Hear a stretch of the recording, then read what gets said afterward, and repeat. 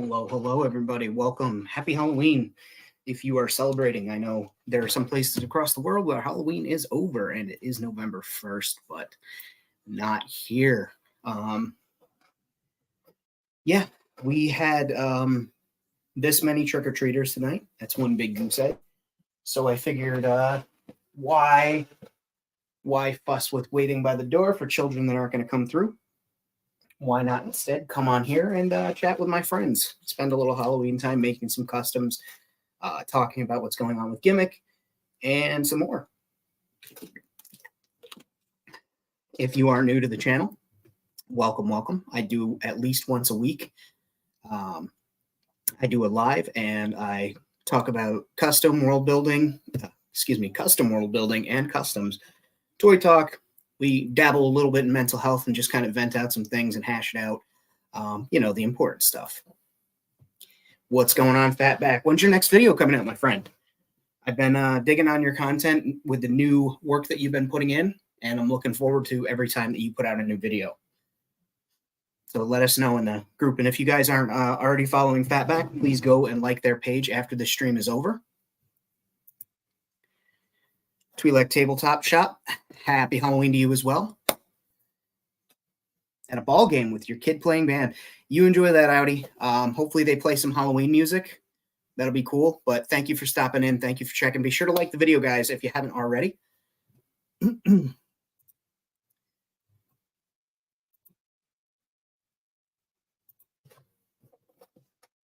So I am just getting set up.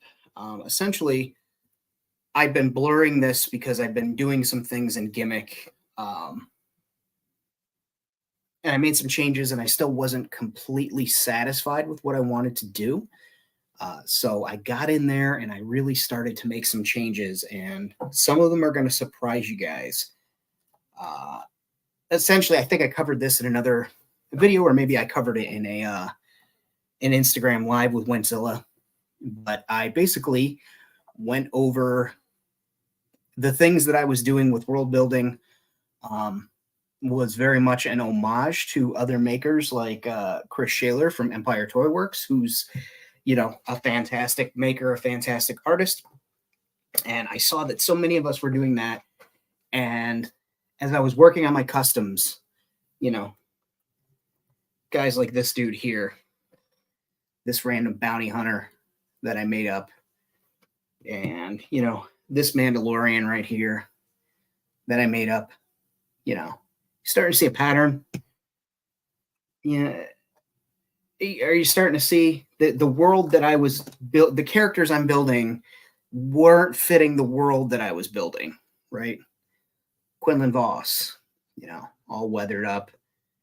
And I started to think, well, Famine, what drives you? What's your cause for making? What inspires you? And of course, it was things like this. Gunslingers, Westerns, sci-fi Westerns, space Westerns, Firefly, noir, like Blade Runner. Not just Blade Runner specifically, but really the aesthetic of 2049.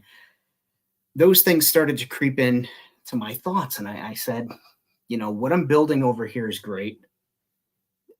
Let me rephrase that. I don't want to toot my horn too much. What I'm building over here is pretty good, but it's not what I need for my projects, and it's not what I want. And so I thought long and hard, and I said, okay, if I were to sit down and settle in to one sci-fi universe or one sci-fi TV show, would it be The Expanse? Would it be, Star Trek, The Mandalorian? What show has that visual pop of the majority of things that you like? And it's Firefly, right? I'm very much so you kind of can get where I'm coming from. Like, it's no disrespect to Chris. It's no disrespect to the makers that want their dioramas to look like that. It's just I don't want mine to be another Empire Toy Works, Rocket Station, Hog's Leg. Like, that's not what I want. So I thought long and hard, and I started started by taking a lot of the colors down, and actually from where the camera can't see, so about, I guess, there we go. And actually it works out the angle. So here this way, I've been taking the colors out. I've been desaturating, or I guess saturating it with gray. I've been taking a lot of the color out, so the color that is there really stands out. It was too colorful, too similar. There was a point where I was scrolling through my feed on the backup page, Famine Studios BU, just because we had that whole incident where I almost lost the page, and I didn't realize some of the pictures I was looking at, and I was like, oh, those are really cool. They were mine. And then the next one looked a lot like mine, but it wasn't. And I kept looking, and I was like, damn, we're really out here all building the same kind of station. And that's cool. Like, if you're building something, don't feel like I'm shitting on you or saying that what you're doing is bad. It's not. It's really cool that we're all doing this. It's just that's not what I want. So I've been plugging away at basically gray washing a lot of the walls, taking color away, painting around the billboards that I want to keep because I fasten them to the walls, because why wouldn't I? But I'm building it more towards the marketplaces that you see in sci-fi westerns and also in Blade Runner. I want that Western, that wild Western marketplace mashed with those Asian inspired Blade Runner-esque marketplaces. I want the mixture of machines and animals coming together and navigating through. So that's what I got going on with that. But as I said, I was looking at the figures I was making, and sure, they fit in, but like, I don't know. This guy's awfully dusty and muted, like he's been living out in the desert. And as I was developing the Planet of Consequence, and I started hand drawing a map, like a globe map, I was set on having there be a sand desert around Gimmick, and everybody at Gimmick thinks it's the center of the planet that they're on, and people focus on that, and they go to the spaceport to park and make their trades and stuff. They go into the city, and I realized, hey, wait a damn minute. Eddie, that's oh, that's so funny. Eddie said the cyberpunk thing, and as soon as he said that, my phone buzzed at the same time, so I thought it was him messaging me. It says it was my Pinterest notification saying that there's cyberpunk boards and more. That's my gorgeous girlfriend as my phone backdrop. Freaked me out. Like cyberpunk. But yeah, I mean, I'm not going to tell you to pull down Edelheim or whatever, but I mean, for me, I just made the decision, and that's the thing too, is like, I can have cyberpunk elements. I'm still keeping neon. I'm still keeping lighting like that back there that can change color. Like we could go disco, This ain't no country club. This is LA. I'm kidding, it's Sheryl Crow. But, I'm keeping some things up there. I'm keeping certain elements, a lot of computer consoles and shit, but I'm also going to lean more towards the painted on billboards and the signs on metal. And as I develop a little bit more of this lore for what I want Gimmick to be, that actually represents Famine, that represents the ideas that I've got in my head that aren't necessarily pulling from other creators who are, again, so many fucking talented people in this community. It's ridiculous. Like I get blown away by the amount of people that just come here and they just continue to kick ass. And I'm a writer, and so I sit down and tend to overthink and analyze and come up with ideas, and that's just it. And so I started to think, well, what's going to set Gimmick apart? All right, well, there's going to be stone. There's going to be some rocks. There's going to be some old brickwork. And we're talking old brickwork, Perhaps this area was once a temple or a refuge. There was a reason people came here. We don't know exactly what that reason is yet. I know the reason, but the narrative hasn't told anybody what the reason is. All right, so simple problems. You're in a city. We watch these shows like, Firefly and Mandalorian. We watch movies, we watch The Expanse, Star Wars, and all that shit. Like, one of those things that Star Trek and Star Wars kind of covered really, I guess they didn't even need to cover it because it's never addressed, but like, who keeps all the lights on for public utilities and stuff, right? Star Trek's that kind of like socialist utopia in the future where the basic needs are met and people are free to explore and learn sciences and arts and things. And flip side to that is Star Wars, even in places like Jakku, where it's a scrub hole, there's still lights and everything. All right, there's my first thing. Like, how do they have the lights working gimmick? Well, they get the energy from the planet. Planet is made of a material that emits a warmth, and that warmth can be converted into energy. And whatever previous occupants had maybe built the temple or something had already left the infrastructure there. So when people moved in and started to turn it from, whatever this old temple was or this old building city thing, they used that infrastructure and they ran lights. They tapped right into it. They figured out, okay, we can just take this positive and negative and put it to an inverter and we've got lights. So, up and down the street, there's all sorts of utilities that people just grab cables, and there's going to be a lot of that. Like, in the Rebels tunnels and stuff, you'd see in Star Wars where there's just cables and shit hanging out of the way. Like, I want that. I want that feeling. If you watch Blade Runner, the buildings, they all have, wires running down them and draped in between alleyways and stuff, just slightly bowed from, the weight of gravity across from two buildings. Firefly, people hooking up cables to ships and, coiled up cables sitting on the ground next to machines. These are things that I want to bring visually to this world. And I was like, okay, well, where's all this energy coming from? Like, do you come and pay a light bill? Like, do you just send the check in the mail? Do they take credits? Let's eliminate that effort and say that there's something in the landscape, maybe towards the planet core, geothermal, whatever, that emits enough energy so they take care of the electricity, which is why a lot of ships like to come there, because they can fuel up. They don't have to pay on their electric fuel. Now, if they need, say, some Zilla fuel or some, special gamma cores or some, something radioactive or even gasoline, space equivalent, whatever the hell that is, they pay for that. But you got an electric bike, you just charge that bitch up while you're in the bar getting a drink.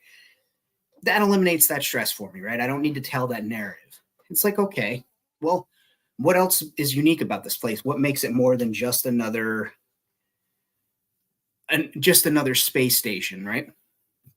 So I started to think, okay, what if it's part of that planet's whatever it's emitting also stops it from being able to track ships?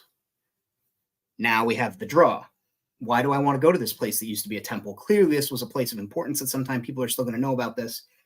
But if I land there, my ship can't be tracked. Once I'm in atmosphere, maybe it's the iron in the soil. Maybe it's maybe it's just something that's there, and that prevents people from. Okay, so now we've got our draw. Well, what else? Well, there's going to be a marketplace, beautiful people trading and dinosaurs and these things, illegal stuff going on. Like maybe it's illegal to trade biomechanical things. So there could be an android trade that goes on under the underground. Maybe it's illegal to traffic in certain weapons, and people think that certain species who are fighting should have access to these weapons that maybe they're not. Maybe they're just people dodging the authorities that want to live a normal life, so they come and get a job here and they just lay low. Maybe there's bounty hunters. So I started with one problem, which was the planet core, making this electricity. And I got my solution. Like, okay, that's where we get our energy from. We don't have to worry about that. That's not a big enough draw, right? Okay, so now we've got, well, maybe this because this place is so special or unique in its, planet that atmosphere keeps people from spying. Okay, so there's that. Those are two major problems for my storytelling that are now out of the way. I've got the why a lot of people are here, and I've got the how the electricity is made. So next I need to do some what work.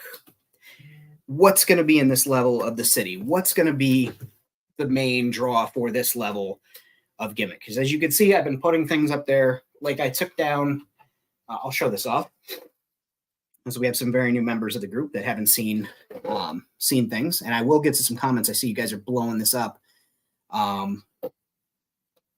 But I made this door out of the lid off of a jewelry box. Made it on July 21st of last year.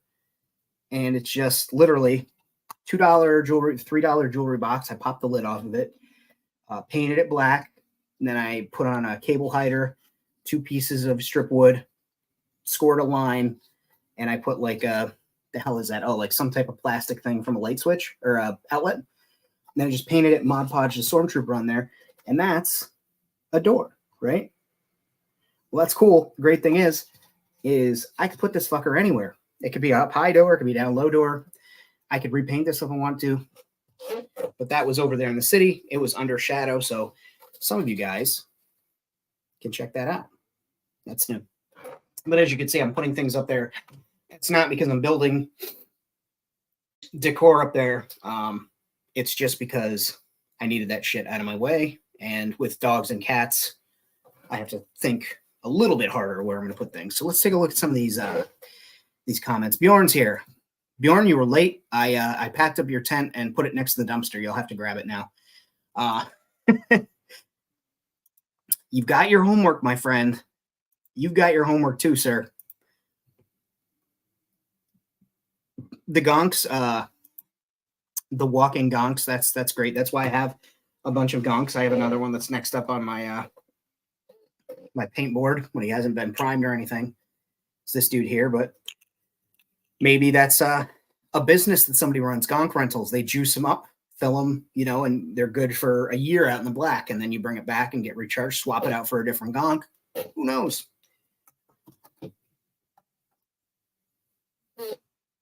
And we've got a lot of love. Wasteman, what's going on? We've got a lot of love for the Gonk droids. Gonk for president. His platform on non-Gonk stuff has me concerned, but we'll see in the campaign trail.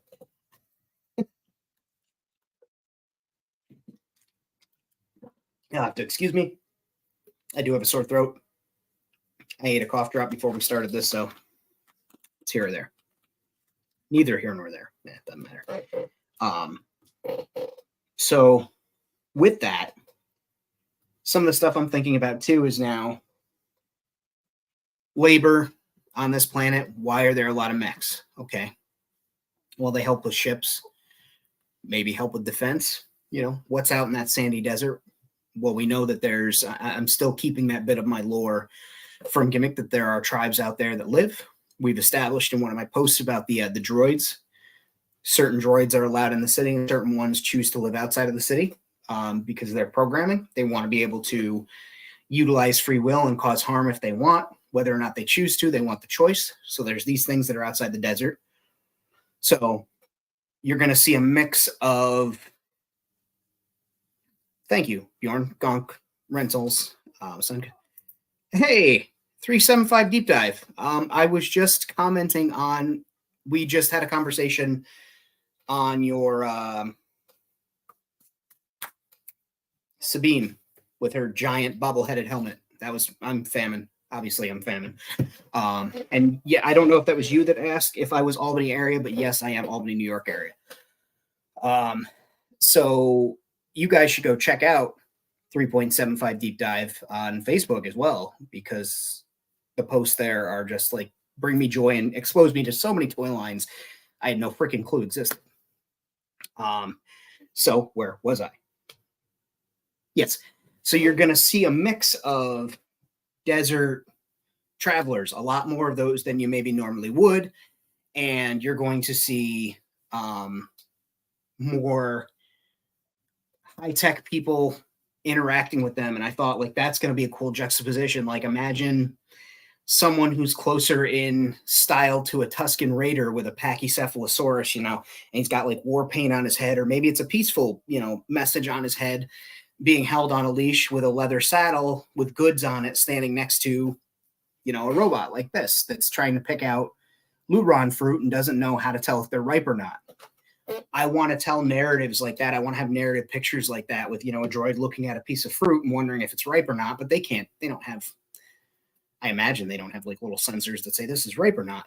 And so you've got a Tusken Raider type person, or maybe even, you know, old two tubes here trying to explain to, you know, somebody that's not from their culture, like, here's how you tell this Luron fruit is ripe. Weird shit like that. So we're going to get freaky and strange with the things that we build here. And I guess I can show a little of what I've been doing. Give you guys a sneak peek. You're going mobile. And I'm going to set you guys there. I don't know what you can see, so I have to come around. All right. So here, let's jazz it up a little bit. All right. So this, as you guys can all remember, was different black panels. I went and lightened it up with some gray, took down some of the billboards. I want to have some more advertisements here. There's going to be flags and things, some marketplace buildings. That's going to be a network of like plumbing and pipes and hoses and cables.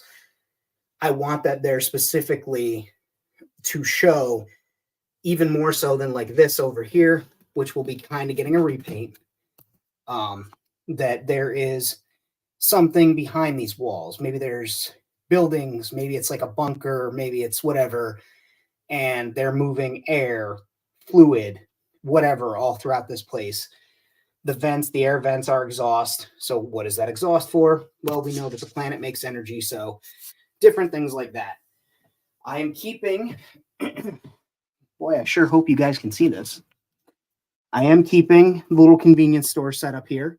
I'm going to continue painting, touching up as I go, make this like a little advertisement area like you would see on the front of a bodega, especially in the New York City, where the front windows are just covered, you know, covered in beautiful stuff.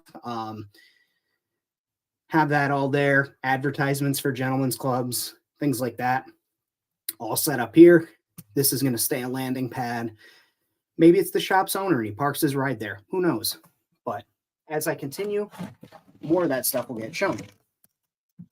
So let's see. Well, thank you. Thank you. Thank you for the kind words. Bjorn says work was fun today. Forgot to dress up as your Wastelander.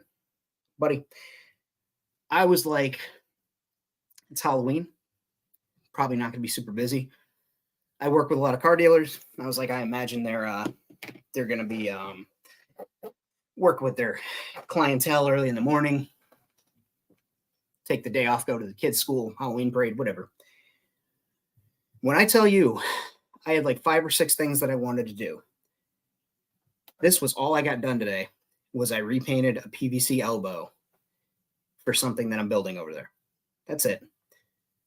Painted it. It was so damn busy all day. Even during lunch, I was like, ate my food, took the dogs out, did a couple of chores around the house. So I didn't get much done, a lot less than I wanted to, but I figure since we're here, since we're chatting, I can get a little painting done, hang out with you guys. I wanted to give you kind of like the breakdown of what's going on with Gimmick. I just put up a new video today showing off my pursuits at Albany Comic-Con. Nice. You guys were handing out candy and free crap. For those who don't know, well, I'll let Bjorn explain what Bjorn does for a living, but that's really cool. That's like awesome. I wish more businesses did that.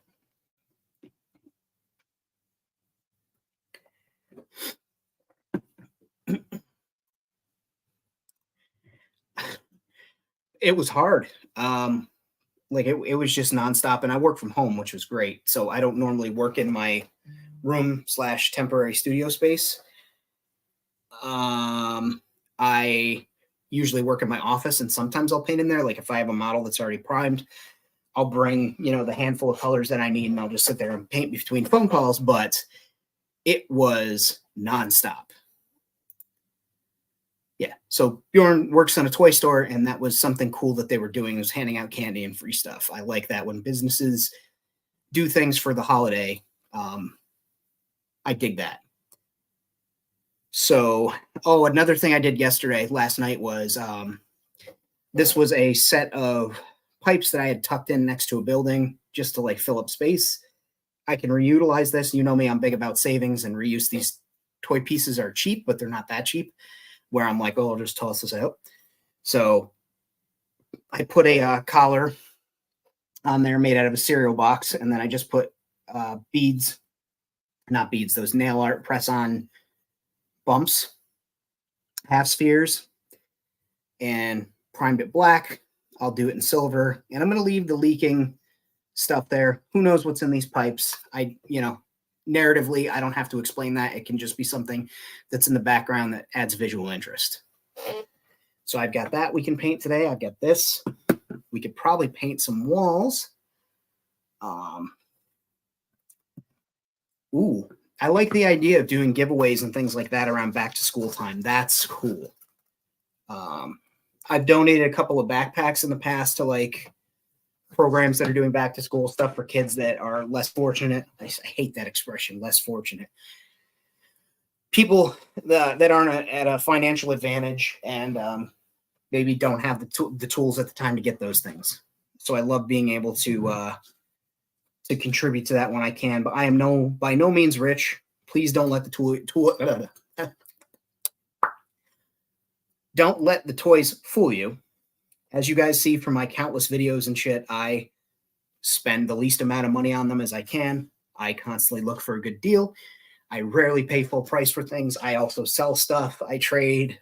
There is method to my madness. I am not wealthy or well-to-do, but I like to give back when I can. I like to help. So just to be clear on that, I don't want anybody getting it twisted that I'm, over here saying, oh, I must help the destitute. Trust me, I was destitute plenty of times in my life. And, as an adult, now that I have my feet under me and I am in charge of me and keeping me above ground, I appreciate the people that helped when I was a child when, I was in that situation. So I like to give back. I also donate to Toys for Tots damn near every Christmas that I can. Even if I only have a little bit, I may stop and get something and, donate it just to help because they need it. And, being in the toy community, I remember, here's a little famine lore for you. I lived in homeless shelters when I was a kid. My mother didn't work for whatever reason. Never found out why. She didn't want to work or whatever it was. Mental health, could be a litany.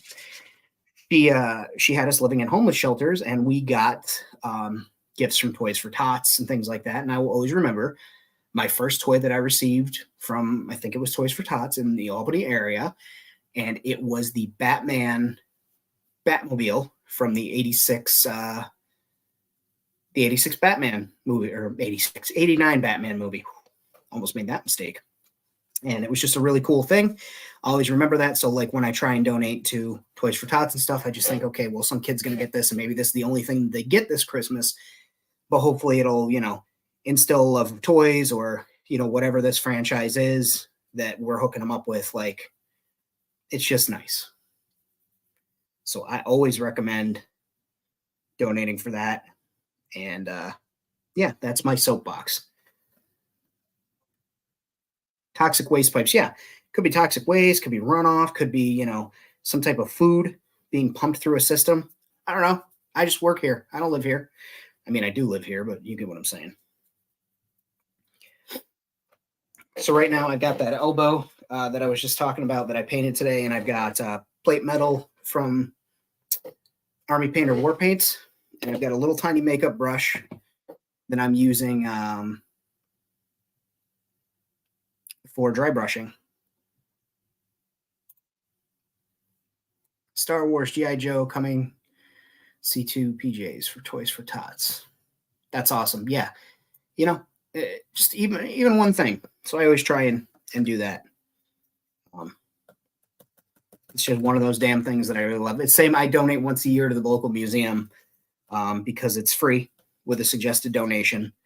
But I always make sure that I donate because that museum is a form of, number one, entertainment for me. I love that museum. New York State Museum is awesome. And also, it helps a lot of communities. It's a place where people go for field trips and shit. And I want our kids to grow up knowing history and learning history, and not, not have places like the museum closed. Comic 2-packs, gotcha.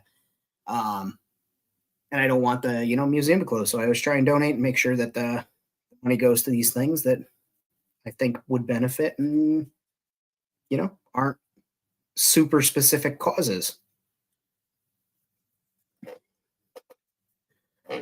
Right. See, we're starting to pick up all the scratches and shit that I had on the pipe and just brightening it up a little. I want it to be able to catch light and reflect.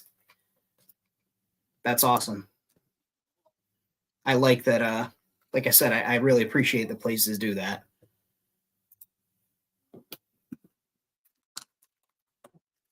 Also, is there music? I keep forgetting to go in and do this thing.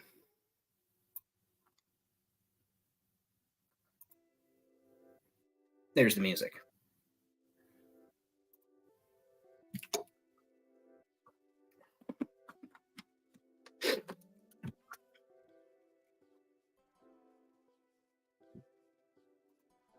So did any of you guys have trick-or-treaters come to your door where you guys are? I'm not familiar with really anybody's living situation. So I don't know like what your neighborhoods are like. I know our neighborhood used to be extremely popular during trick-or-treating and has since like kind of died down, especially with, when the pandemic had really hit. More and more places were closed, and the first Halloween, nothing doing. And then since then, it's really just been low traffic. One of the nicer neighborhoods in town basically gets shut down by the police so that people can go there and trick or treat, and people hand out full-size candy bars and stuff like that.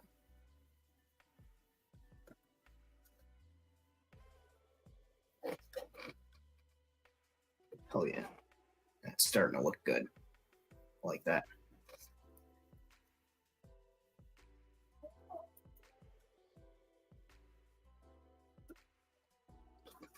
So Chucky's in Lawton, Oklahoma. That's awesome.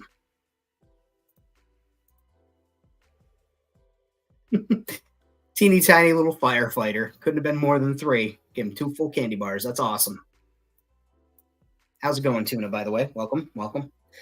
We had, like I said at the very beginning of the show, we had a big old goose egg of 0. So I don't feel bad about not being out there passing out candy. Instead, I'm here. Usually, the past few years, we've done a dinner for people's celebration of their anniversary. But here today, we're painting. Happy Spook Night. Love to see it. Last night was Devil's Night. Did anybody go out and egg some cars or anything like that? That used to be a big Halloween activity here, and the shaving cream, for whatever reason.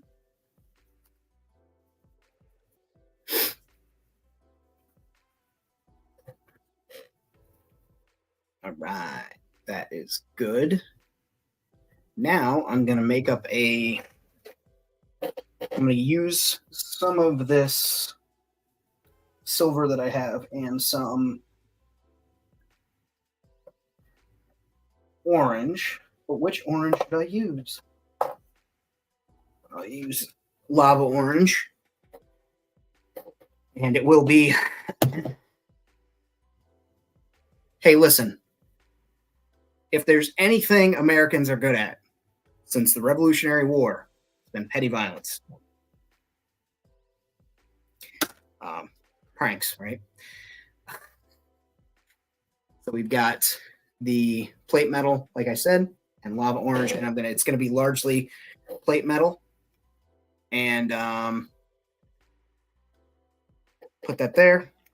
And then I'm gonna take this, I'm gonna do a super dry brushing of this and just hit these areas here, like where the joins would be for whatever pipes they're against or whatever wall or corner. I haven't figured that much out yet, but I want to have the rustiness around there just as an indicator of like some type of moisture, maybe either built up on the outside or is escaping. Also, it draws eye to it, adds depth. I'm not an artist. I am an artist, but I'm not that kind of artist. Like the you get what I'm saying.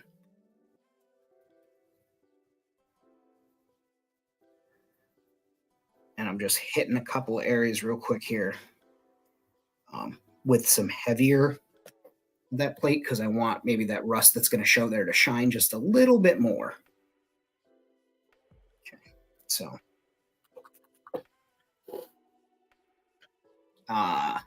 let's see here.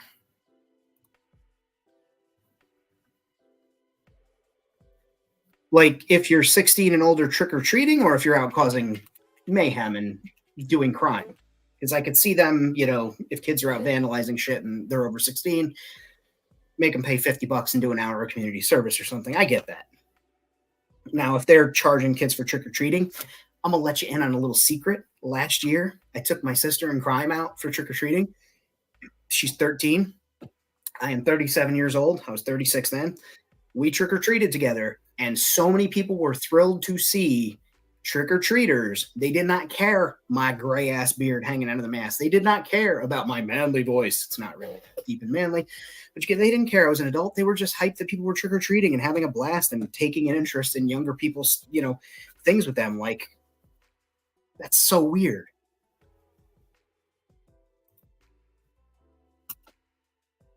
Trick or treat, that is insane.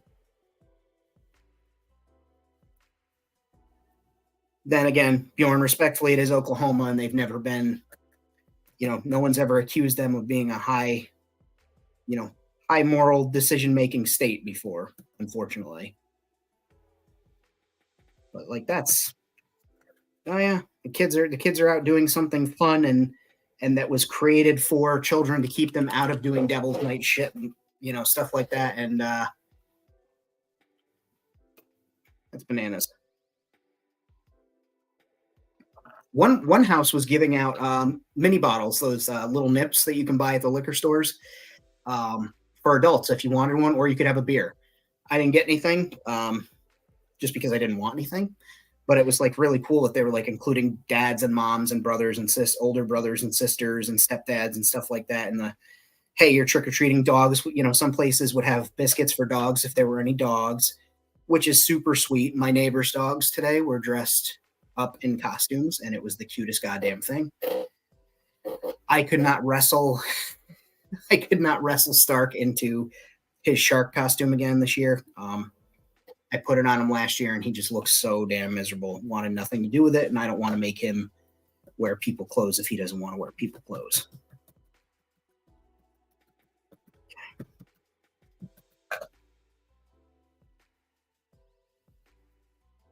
And here I'm just going over so that let's see if it'll pick it. See how there's that coloration that's starting to show? That's my jam right there. That's what I'm looking for. Just a little bit more orange. I think I'll go a little bit brighter. You'd think with the amount of these paints I use, I'd invest in a wet palette or make one on my own. Unfortunately, no. I am not that bright. I don't have that level of forethought.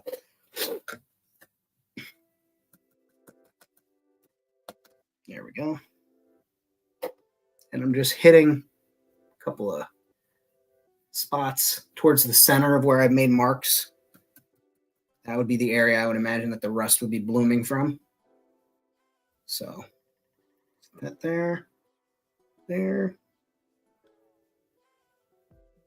and boom, we've got a rusty elbow.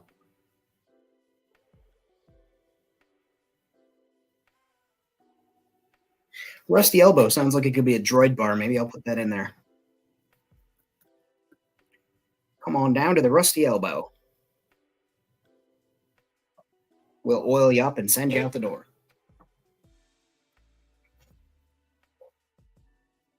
Okay, just cleaning all the paint out of the dry brush, and I'll take the silver that I've got left on here, and I'm just gonna heavily overbrush, I guess you would call this, not even dry brushing, but just heavily overbrushing the silver on this join here where I made the collar and put the beads that'll be the rivets. Rusty elbow. Yeah, because you got the, Dreams bionic elbow. So I could see a rusty elbow being a wrestling move. That's not a bad point. Hit a couple of spots here. Give this a fresh bit of life.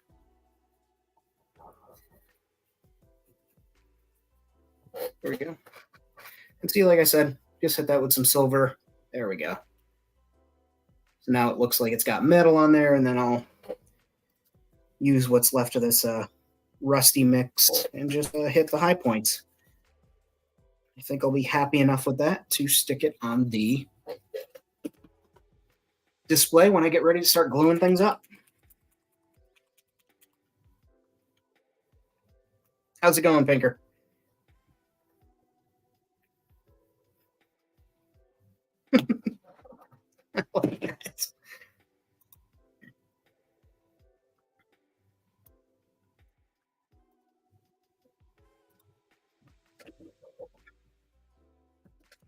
So are you guys, did everybody enter in Rad Toys giveaway, by the way, for his drawing for the White Witch? When we had the episode last Friday? Or I say this past Friday. I shouldn't say last Friday.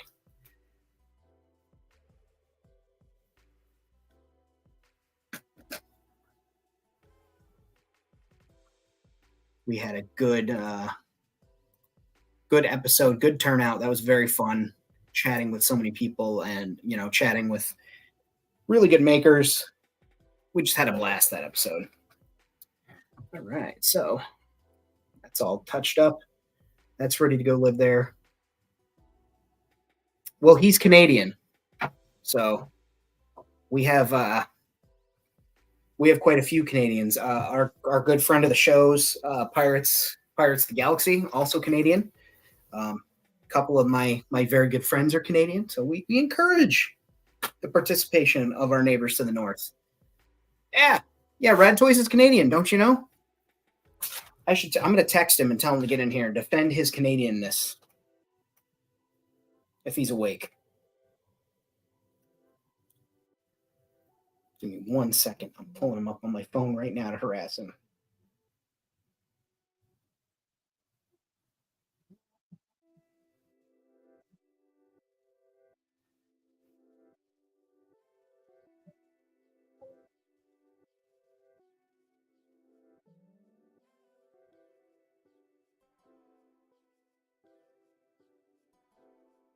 All right, I threw the gauntlet down, told him to come in and defend his Canadian honor. So hopefully he'll dip in here if he's able. But yes, very good. Here's another thing we can paint. I made this will be going on the wall somewhere, and this is actually how you'll view it. But it's got hoses and wires hanging down, corrugated pipes. It's just a parking or walking bridge. Haven't decided, but I had this piece. I knew I wanted to make it, so I put it together, and yeah, so we'll take care of the bottom first, I guess, and then work our way up from there. And instead of that, well, it says, shit, I'm out with the boy trick-or-treating. Unacceptable.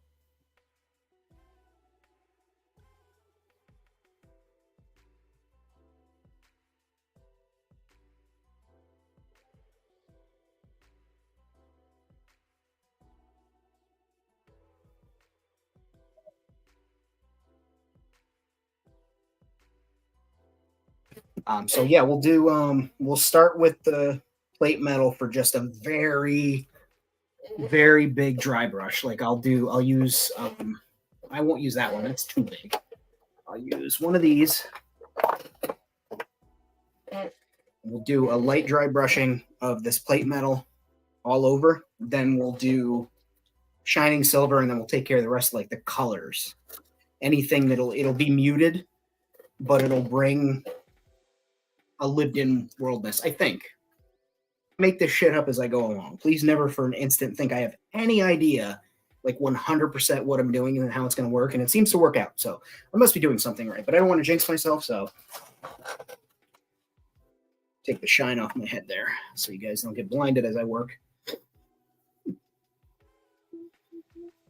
So I just get these from the dollar store, these makeup brushes, and they work wonders for what I use them for. So I'm just going to dry brush, like I said, just back and forth. Get some of these high points all along this thing. It's already starting to make those girders pop. That sounds like an old-timey expression for like getting a girl going back in the day. You know, oh, she's out here and I got her girders popping. Listen, every joke that I make on this channel is not going to be a hit, all right?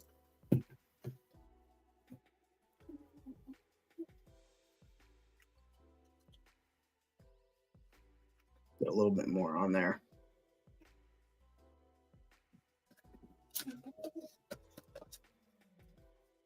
Did anybody dress up for work today? I know Bjorn said he didn't wear his Wastelander, but I'm just curious if anybody got, you know, costumed up and went in the old place of employment and just, you know, had a blasty blast.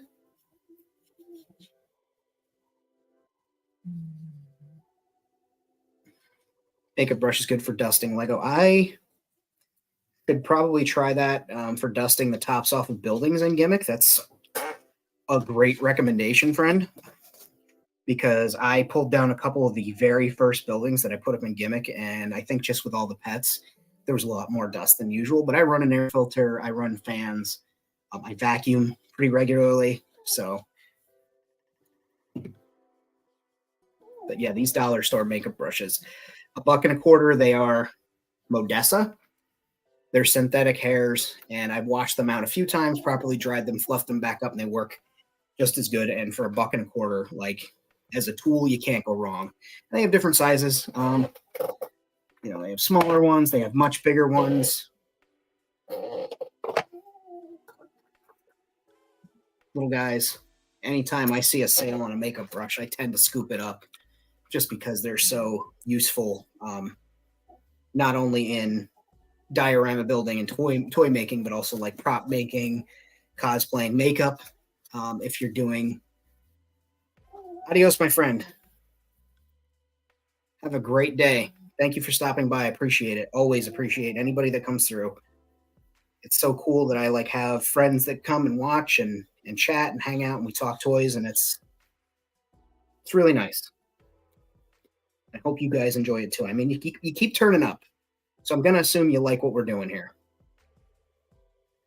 Unless you're like watching out of spite, like you just hate me that much. When I mean, in which case, just, you know,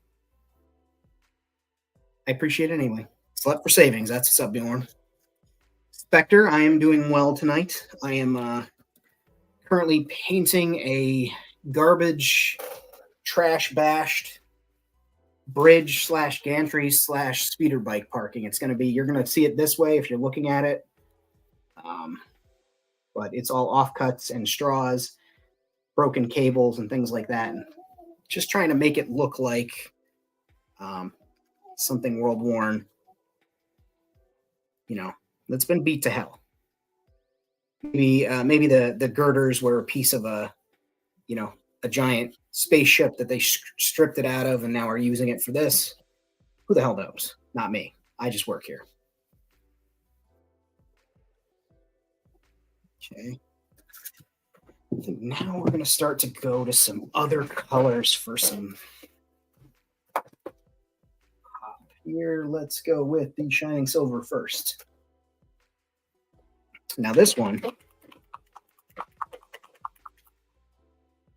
is going to be, we're going to see how this turns out. I'm actually going to use the smaller dry brush and just hit certain areas with that. So like I just held up that other one, which is more web shape. This is basically his teeny tiny little brother taking him out trick-or-treating. And it's got a little bit of that rust in it because I didn't wet wash it to clean it, which is fine. It'll just add some color, some depth to certain areas. And you can see I'm just trying to kind of like get in. Tilt you guys this way a little bit. Pay no mind to the mess of things behind me. Like I said, I'm pulling things down left and right, but I'm getting in that groove that's there, the lip, and just picking a few spots where maybe moisture or dirt or dust or sand would pile up. And it's just it's picking up on camera, which is what I want because, do this for a lot for pictures. The edges, getting a couple of spots on these girders just to draw attention that there's something going on here. Getting the back behind some of these cables. Really get in there. And also, like I went full all the way around. I wanted to make sure that this could be a standalone piece. So there are rivets and interesting things to look at on the ends in case it's photographed.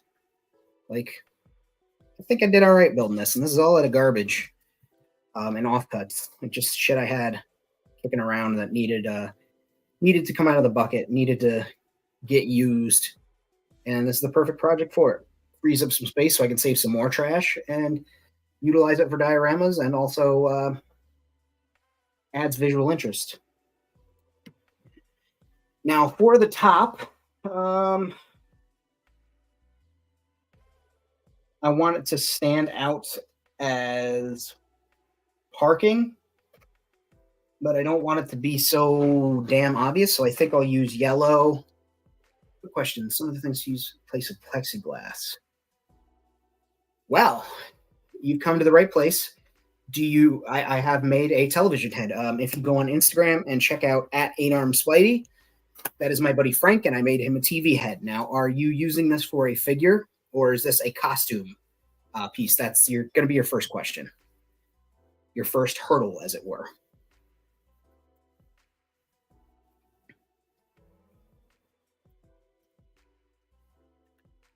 I'll throw that on the screen so people don't think I'm just babbling like a crazy person.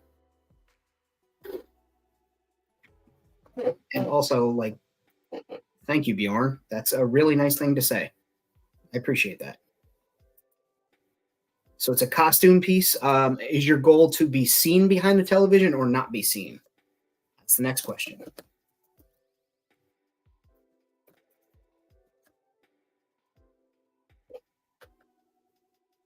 And I'm asking these very specific questions because they will affect the answer of what Old Famine used versus what you might use.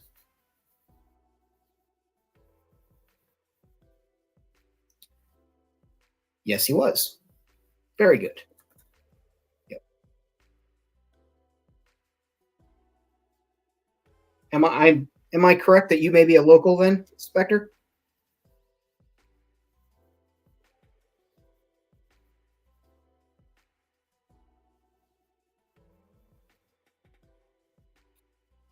What I used for Frank's television was for his TV monster was screen. I used screen door screen, and I doubled it up. I put it in one way like this. Oh, okay. I put it in one way like this, so it's like normally as you would do a screen. And then when I cut the next section out, I just rotated it about 180 degrees. So it created basically a crisscross. Unless you're really up close, you can't see into it.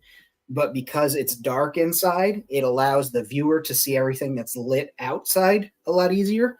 So I would recommend that. You don't necessarily need something that's a plexi or a screen.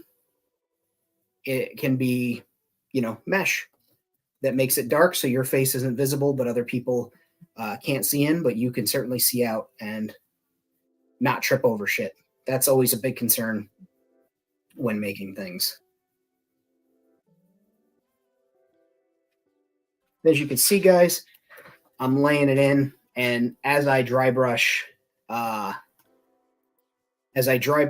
heavier, I'm dry brushing heavier towards the edges where things wouldn't be parked, whereas there's more wear and tear in the middle where things would be parked, where there would be a lot of foot traffic, people hopping off their speeder bikes and going or walking through. If you don't have any laying around, there's two things you could do.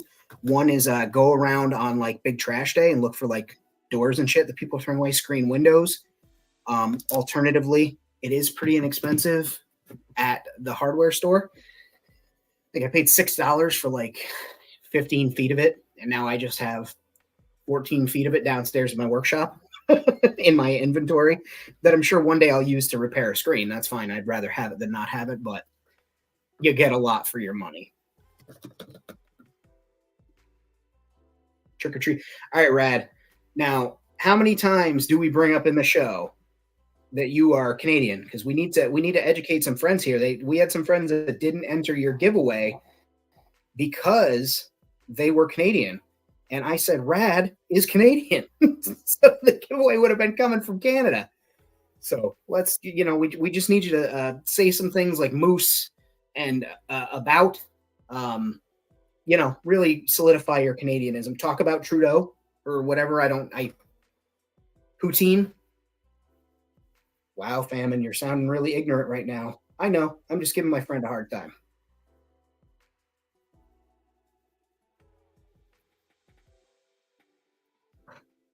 And again, that if you were to go and look next to parking spaces or like handicap spots, which has less traffic, it's going to look closer to that on the concrete or blacktop or whatever versus areas where it's heavily trafficked. So take a look at paint next time, and when you're in a parking lot, look for the yellow and see just how it trips up. Look at older lines on the road in areas where there's a lot of turns and see how it wears. And you can still kind of see that there was yellow there at one point, but it's really black and gray and like worn down into the stone. That's what I'm trying to achieve with this look here.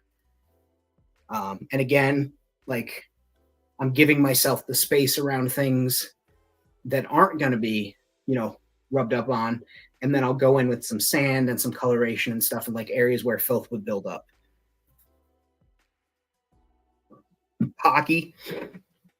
Listen, real quick.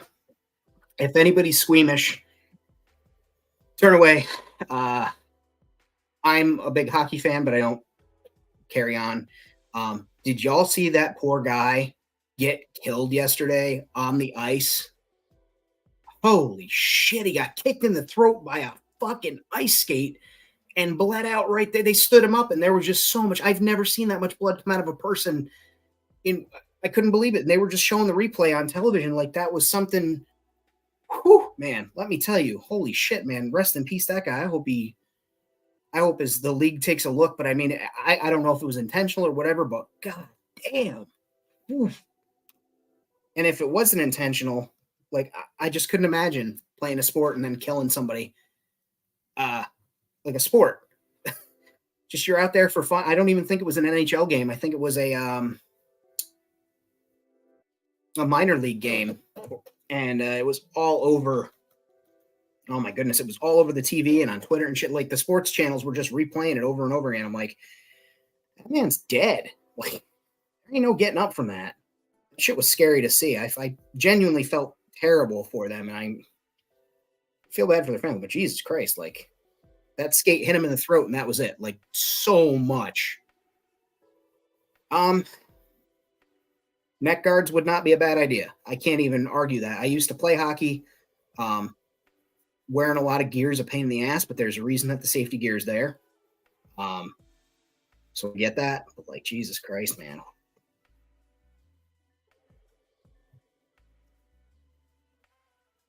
All right, so everything has a hue of yellow on it for parking.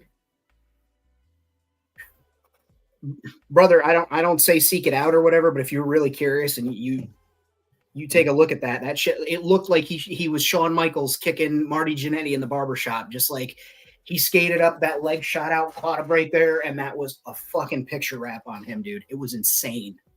So rough. I couldn't believe it. I saw it happen, and there was no, again, I'm sorry if you're squeamish and people are like leaving, I see.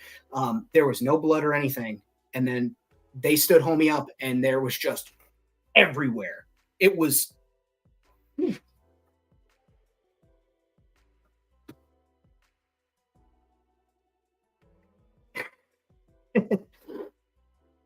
hockey toys. Yeah, no, it wasn't it was not something to see. It was not pleasant. Weird as hell to watch that. It's not like seeing somebody take a hit in football where it's like, ah, Jesus, hopefully they're okay. They're injured. That was like,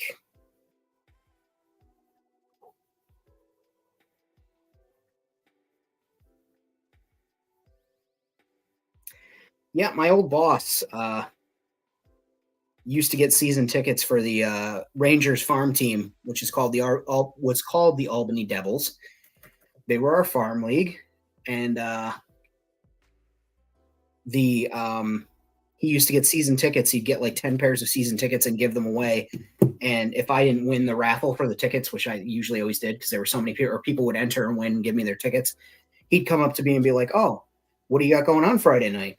I'd be like, "Oh, nothing, gonna go home, blah blah blah." And he's like, "Well, I got my extra ticket. I can't go. Here, take somebody to the game." They're really nice seats and really nice tickets. Always really cool of him to come up and do that. So I used to go to a lot of hockey.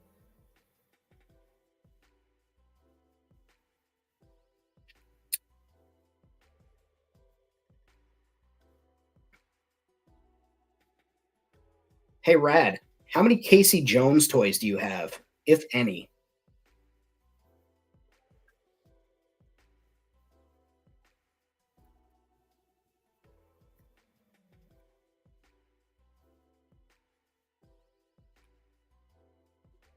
Your cousin says that I'm cool. Well, thank you to your cousin. I am not, but I appreciate that. Just ask these guys in the chat. They'll tell you I'm not that cool. Right. So we got. So that's starting to get there. What color do I want to paint these giant, goofy looking balls? Like, part of me, maybe sold on my vintage turtles. Saying he's got a hockey stick. He can pretend he's a hockey player. I kind of, just for ridiculous, stupid, nonsense reasons, want to paint these red like the target balls. I mean, it would make sense to parking/walking thing. Casey Jones. I didn't know anybody named Casey Jones. Would have been cool if I did. I cosplayed Casey Jones. Man, creating is cool, and you create. Well, thank you, Tank. I wonder if I could add a photo. Nope, I can't. Well, not right now, anyway. Maybe I'll do that one of these nights. Is I'll when I go live, I'll include some pictures of. I'll include some pictures of my older cosplay, things that I used to do. Casey Jones was one of my favorites. I got into, for me, let's say this right now, I got into, for famine, really good shape and just had a fucking blast doing Casey Jones. My girlfriend, she's a photographer. She took some awesome photos of me as Casey, and it's something I'll never forget. Just how fucking badass I looked and like surprised myself, caught myself off guard with how good I looked. You have a great night. Be well. StreamYard. Good call. I'll have to set that up. Yeah, I think I'm gonna paint these balls red, like the target balls, just because it's funny.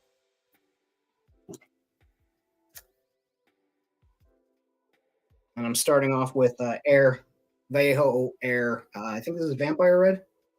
Nope, this is just plain red.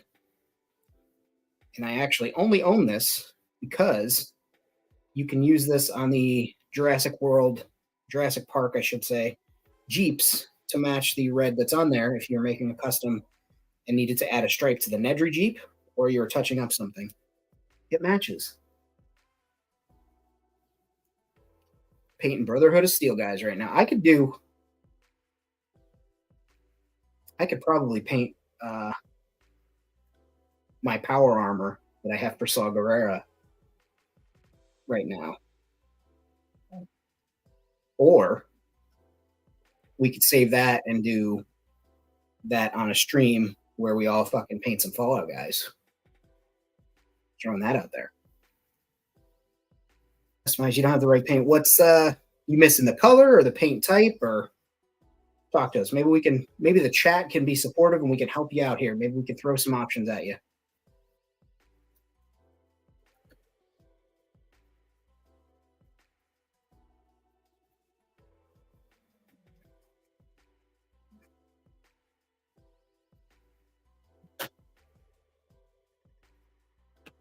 In case anybody wonders, holding the paintbrush in your teeth makes you, it adds +2 to your painting skills, just so you're aware.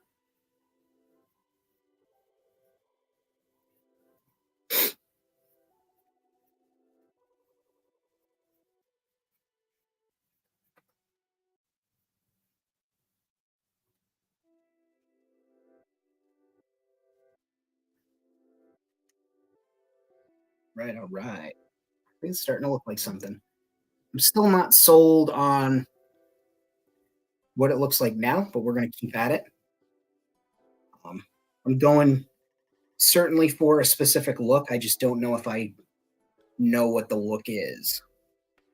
That makes some sense to you guys. I'm sure some of you painters out there know precisely what I mean. Blue paint from one of the Ewok hoods. They don't have food. I'm starving them right to death. I do torture my toys. I'm not a good toy person, I guess. I don't know. I've been told if you don't have food on your station or your world, um, that means you're bad. So I don't know. They're gonna write a hit piece on me one day.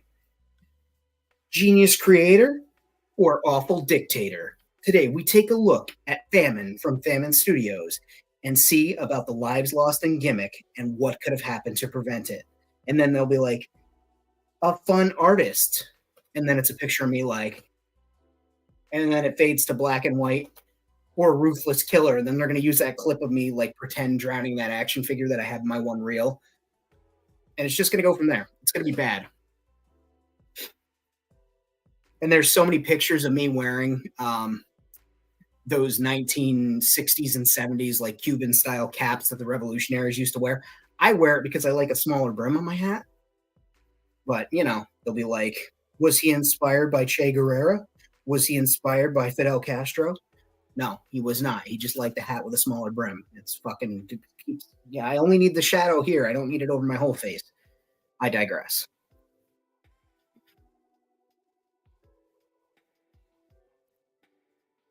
Yeah, Salem is crazy on Halloween. Welcome, welcome. Um, welcome. Thank you for coming live from Salem. I was just in Salem a month and a half ago. Just in Salem a month and a half ago, doing some shopping and visiting. We were gonna go. Yeah, we were gonna go to the night market or the dark arts market, but it was just so. We went 2 years in a row. It was really good, really great. I love what they do there, but it was just trying to find parking and all that stuff. It became a nightmare. It's so close to Halloween. Um, I had a friend that went last Wednesday, and it was just super busy, super busy. So welcome from Salem. Glad you're here.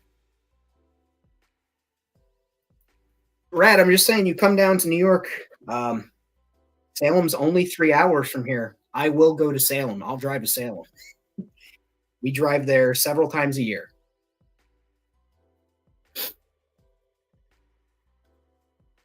And I actually buy what did I just get recently from the comic shop? I recently picked up something for Gimmick from the comic shop, and I think it's in one of my little mini pickup videos.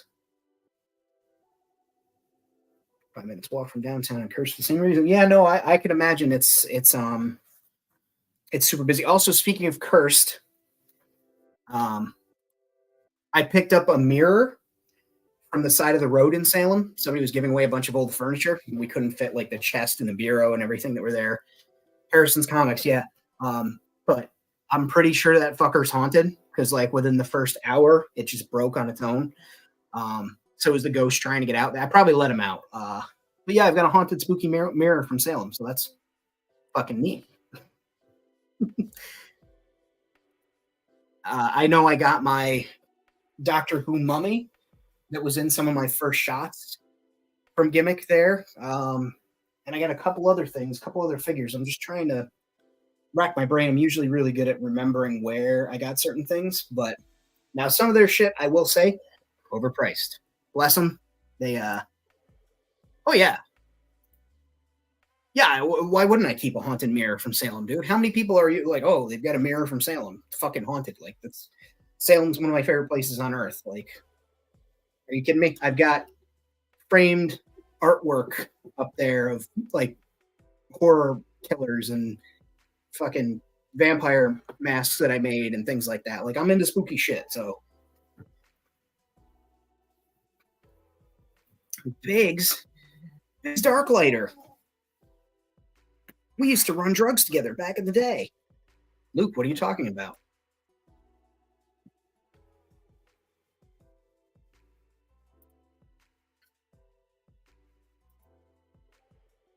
Brad, you should direct. That should be your documentary. The monster behind the brush. Is that red paint he's painting with, or the blood of innocent figures?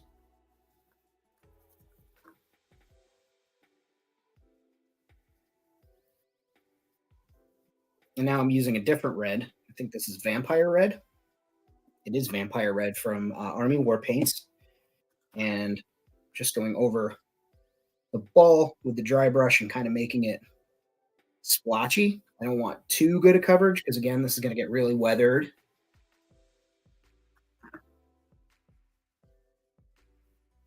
And hit these areas in the back. Really make that glow. Anthony, how's it going?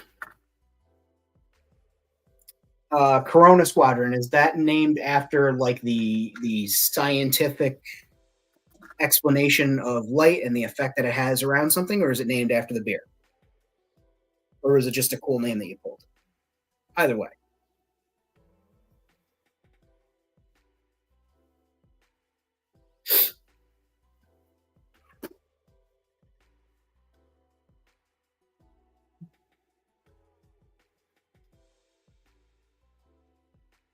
Okay, so I think I'm going to color these in these rivets, even if I just make them like silver color in Lost Stars. Okay. I think I'm going to paint those rivets on the front, and those are just little diamonds, sticky diamonds that I super glued there. I'll paint them silver first, then I'll go in with a very fine brush and stipple on some red. Maybe I won't. Maybe I'll do black and silver. Yeah, I'm going to do them in black, and then I will go over them with silver.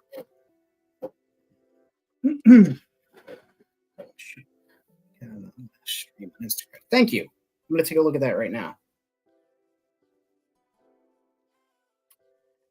Yeah, there it is. That's the one I got.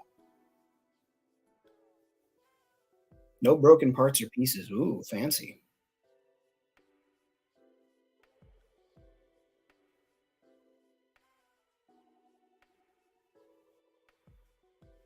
All right.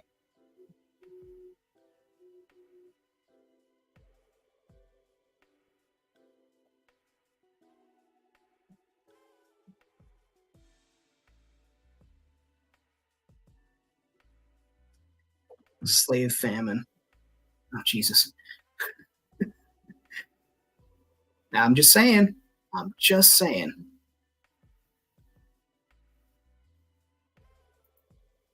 It's not going to be a figure. It was literally going to be me wearing that goddamn outfit. I was going to make it happen, but you know, I don't. Rad, how many new subscribers have we had? You know, I said before Christmas we pick up 10 new subs, or we pick them up and they stay subscribed. I will be out there in that metal bikini, freezing my bits off for you, for the art, for the love of the game. Famine's going to do that. 2. Hey, that's only 8 more to go. So if you're thinking about it, go sign up for that or sign up for my Ko-Fi. I won't tell Rad. Oh, it's not for free. They're going to be paying for the channel. Eat to go, baby. That's what's up. But hey, anything helps, right? Also, since it's Halloween, if you like spooky shit, go to Amazon, look up Tales of the Undead. It's a collection of short stories by yours truly. They are all zombie horror themed. I believe there are 24 stories in there, and I really enjoyed writing it. You should check it out. Tales of the Undead. It's by Kevin E.C. Kurgel. That's my writing name. Check it out.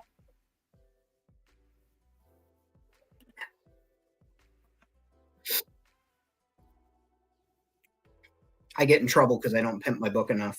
I guess that's my bad habit, is not promoting my own stuff. And here, like I said, I'm just doing these rivets in black, and then I'm gonna go over them with silver and hit them so that they really stand out, because it'll add interest, visual interest. 3D.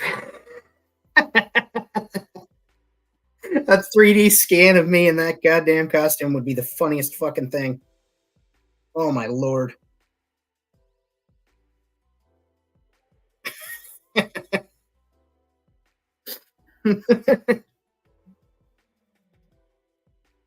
I should do it. You know, I spend so much time doing goofy wrestling promos and stuff with my buddies. Like, you'd think I would do a great job. Like, I do those goofy commercials for our friends here when we do trades and make things. I did one for our good friends over at Diorama Accessories, where I read it like those late night TV show hosts that, like, they speak like they're being held hostage. Like, it's Diorama Accessories coming to you live from, like, they had no cadence. And so I did that in the commercial. I had a great time making that, and like adding sound effects, making the effect look like an old videotape. So maybe I should do little commercials and shit for inside these streams. And I think if I'm promoting myself, I don't have to tell Instagram. I don't have to tell YouTube that there's an ad, because it's not sponsored content. It's literally my own shit. So there's that.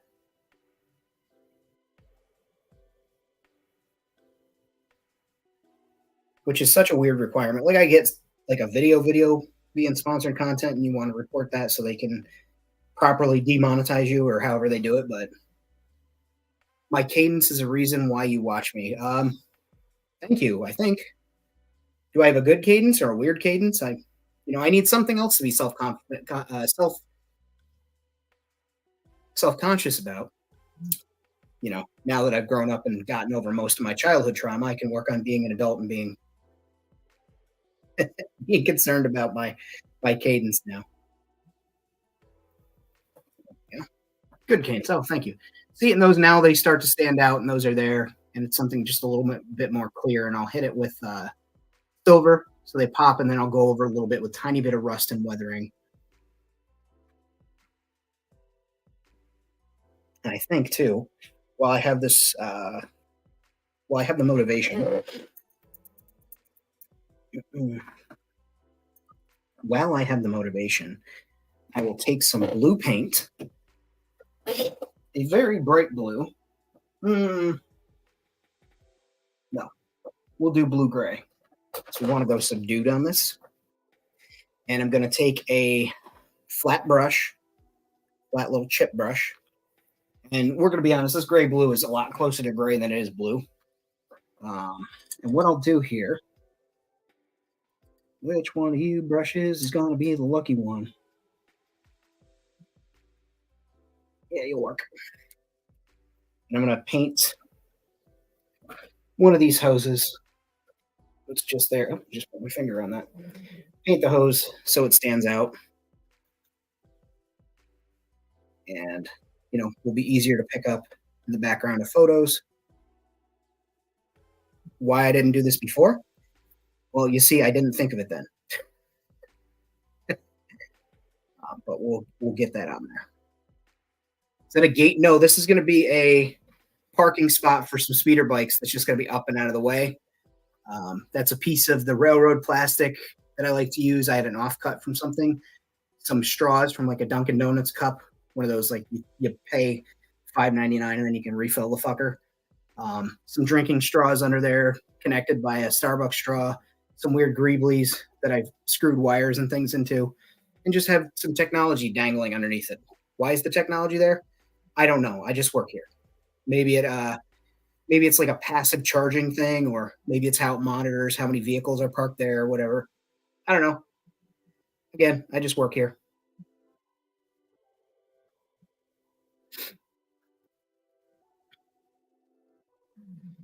Boy, that Fammon's a hell of a world maker. Doesn't know a thing about his own world. And I'll just paint the back of the cable because why not? I was going to get the top too.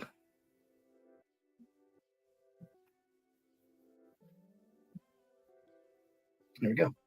See how much easier that stands out now as opposed to the black one? But I do like having just the darker cable hanging down.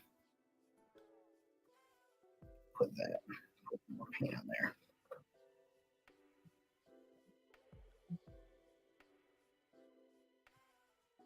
There we go. All right. So I'm going to let that set aside and do some drying. Oh, what else do we have to work on? We've got some other stuff. Has anybody got any questions or balls? That's what I said. I'm doing the target balls. They reminded me of the target balls. So I'm like 100% just for stupid, no nonsense reason. Um, did you see when they turned them into the Kirby balls? Bro, I wanted one.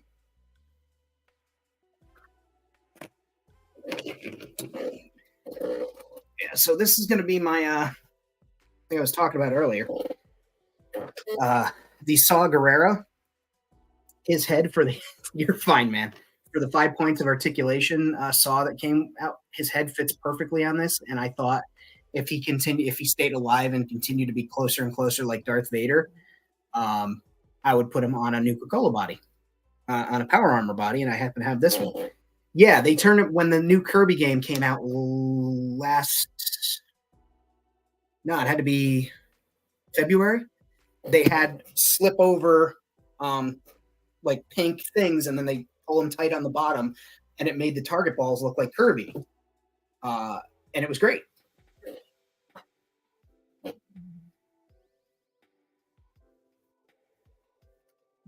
Marauder's head fits those well. That's awesome. That's cool to know. This one was a gift. I won it in a giveaway from a good friend on Instagram who does a lot of Fallout content. And as a general rule, these figures really don't interest me, but the Power Armor ones look so damn nice. The details there. She said, I wish they had some more articulation. I wish somebody like Jazzwares would get the Fallout license for producing figures. And dude, there's plenty of videos online of people trying to kick those fucking balls, and it's embarrassing. Like I couldn't imagine. But yeah, like I'd love to see somebody with a company that gets some articulated versions of these, because the sculpt is there, like everything's there, the packs on the back and everything.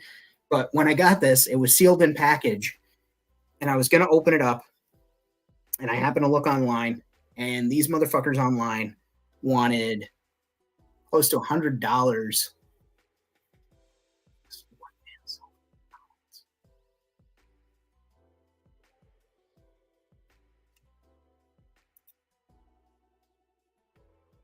Say what now? That's weird. But the sculpt is there, and it's really good detail. And but the people wanted so much money for this, and then I wound up with one, and I was like, well, I could sell it and buy some. I was like, damn, it's this was a nice gift. Somebody gave me a rare toy. How can I repay them but by painting it completely over and putting a Star Wars figurehead on it, but giving it a place of honor among gimmick. So I love that. And I thought I also may change the chest plate from Nuka to the Coca-Cola in the Arabesh font, and put that on there. Bjorn, if you could find that cat, send it to me either on Facebook or on Instagram.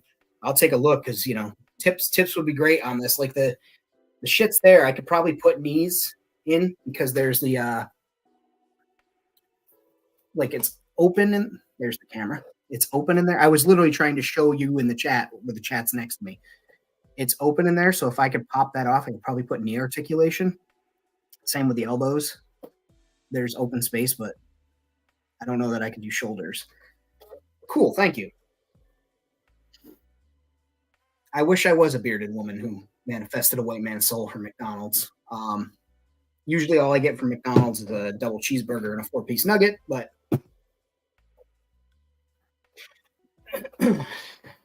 so I think I might save that. Like I said, maybe use it for customizing live or a customizing pre-recorded session. And it is Halloween. I guess I'll show off one of my Halloween pieces. This is Pumpkin, PNKN. It's one of those Ned B droids that I customized. I gave him a Super Battle Droid arm. He likes to wave and say hello. His owners painted a jack-o'-lantern face on there because it's funny. And I really like the guy. Good dude. Green and orange. Painted all the joints silver where there's wear. Top of his head is green. Pumpkin stem. Wow, that was crazy. But I got a big kick out of making this dude, and I'm really happy I have him. So that's Pumpkin.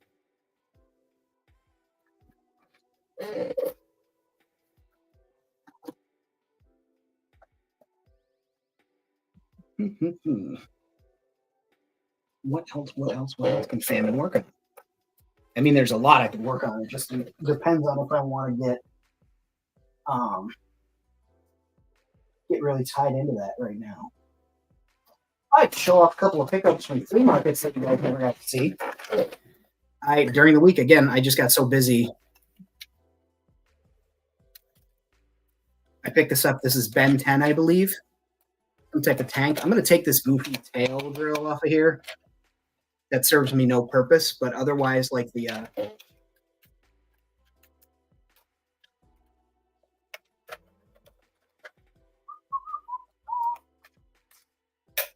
I'll take it off another time. I don't want to rip it off on camera in case I break the whole thing. But neat little tank. I think this will be great, like for a desert vehicle. It's got these crazy like spikes on it. I could have like helmets and shit dangling, or maybe like they're impaled on there. Triangle shaped barrel. So maybe it's a railgun. It's got tracks. It's got boosters, and then it's got this open space here. Like, this thing's sick. I paid $1 for this at a flea market. So we love that. We love dollar toys that are good toys, but are $1. Let's see. Where's that UFO? I got this bad boy, and I think Wentzilla also has one. I don't have a dome, but I'm thinking I can buy one of those Christmas bauble kits and make a dome for it. And you can tilt this up and then push this in. I can remember how to do it. There we go. And it's a car. And then when you close these leggies, wings, whatever you want to call them, and you put that up, locks it in place. It's a hovercraft, little UFO. I think I'm going to permanently lock it in UFO position because I don't want so many rolling vehicles. But I think that was a cool little UFO. This was, again, $1. Can't beat that. I don't know what line it's from, but I am a huge fan. And this is another thing. We talked about this with Blade Runner. I love spinners. That's my favorite, like, little recreational sci-fi vehicle is the spinner from Blade Runner. Deckard's in particular is gorgeous. I mean, any of them. But, I mean, come on. It's a flying car. And then we got a UFO. I could probably turn this into Rick Sanchez's UFO if I wanted to.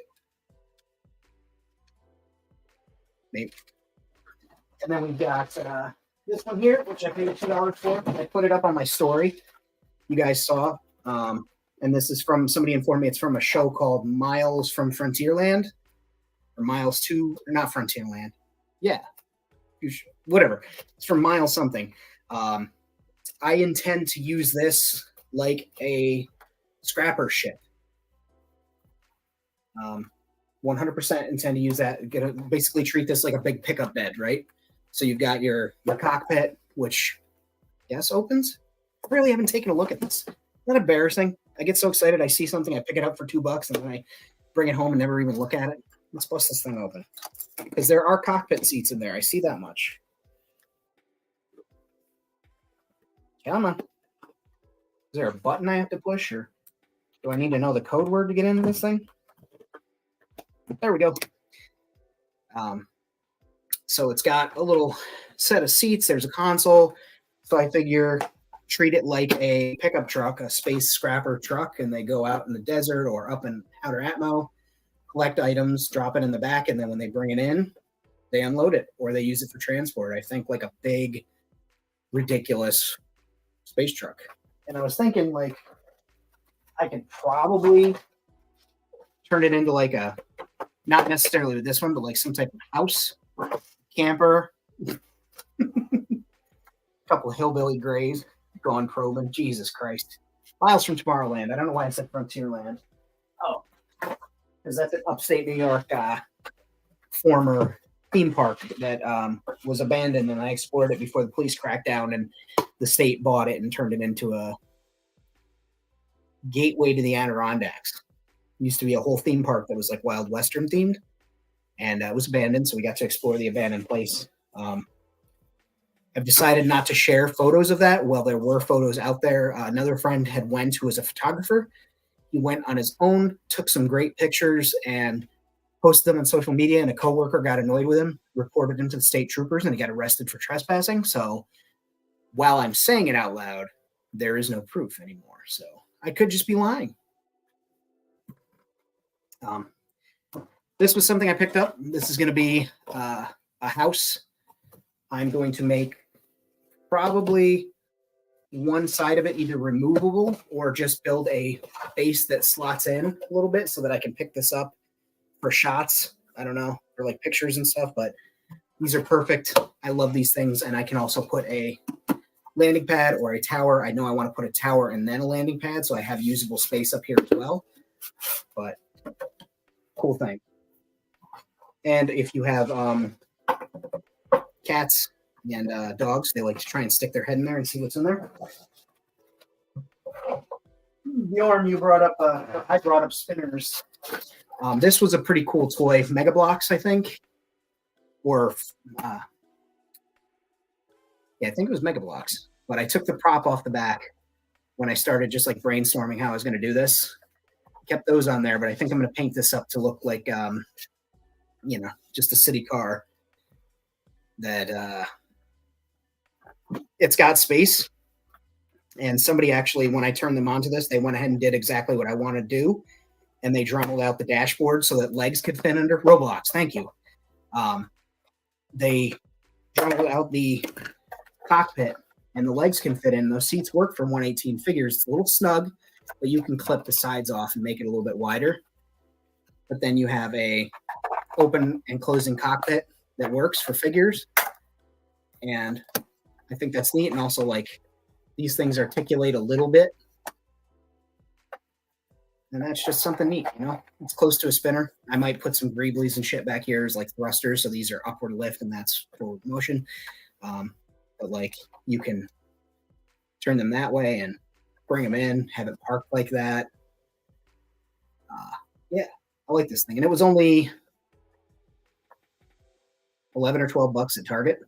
You know, I don't Roblox much. I didn't know what the hell it was. I gave the points. Apparently it came with like points for the game or like cash you could spend in game. I gave that away to somebody who used it, but I've got that sitting in my pile of vehicles that I will eventually customize and make into something hopefully great. Oh, we're just talking about this Warbird. Again, I can show this off. I've been fooling around with it, and I found that it does a few things. Like it does come apart, which is going to make customizing it easier, I think, in the long run. But also, like, I don't know if this is supposed to do this. I guess to maybe change the batteries. But, like, this part comes apart. So, I don't know. Maybe this is another configuration of the ship. Like, this piece can just go fuck off in outer space. I don't know, but I don't know about it, but I think this is cool. Probably going to put a droid in that socket like we discussed previously on another stream, but I've never heard of this lying. Never had seen this ship before. The guy had it and gave it to me for a bargain, apparently. So,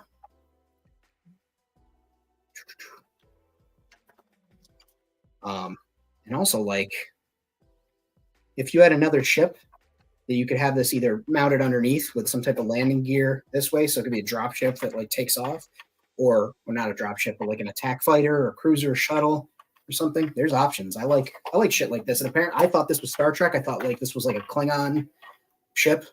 The Next Generation was my Star Trek. Like that was all the Star Trek I watched. Shatner does nothing for me. The other shows didn't do anything for me. The movies were kind of neat, the newer ones, but I thought this was maybe a Klingon ship. Super, super cool old vehicle. And you know what impresses me the most about this? Color's that plastic. I'll let the chat sound off. What color is this plastic, chat? We're going to take a good look at it.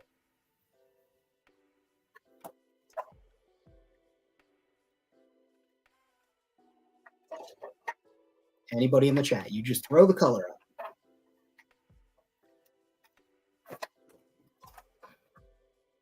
Gray, we've got a gray. What else we got?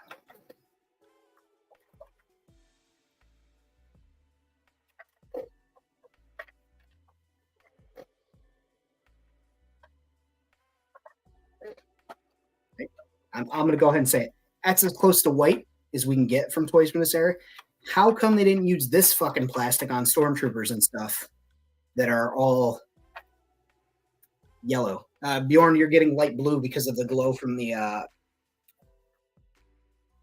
use your words, famine. The LED that I have over there, the planet, the big blue planet. But yeah, that's about as close to white as we can get. And it's not yellowed. I get it. So I've just had a cavalcade of stuff picked up this week. You know what I'll do while I'm standing here?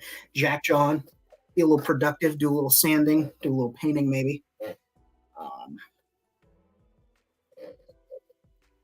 This guy is mostly prepped. Jason sends over some really good prints, so I barely ever have to do any prep work or anything. But there's just a couple of sprue spots on the back of this that I'd like to take care of before I throw some primer on it and paint it. This is one of Jason Jensen's barrels. I just completed another one the other day. This is how they arrive in the package. And that's old Famine's paint job on it. This one will be maroon because I've seen them in the real world in maroon.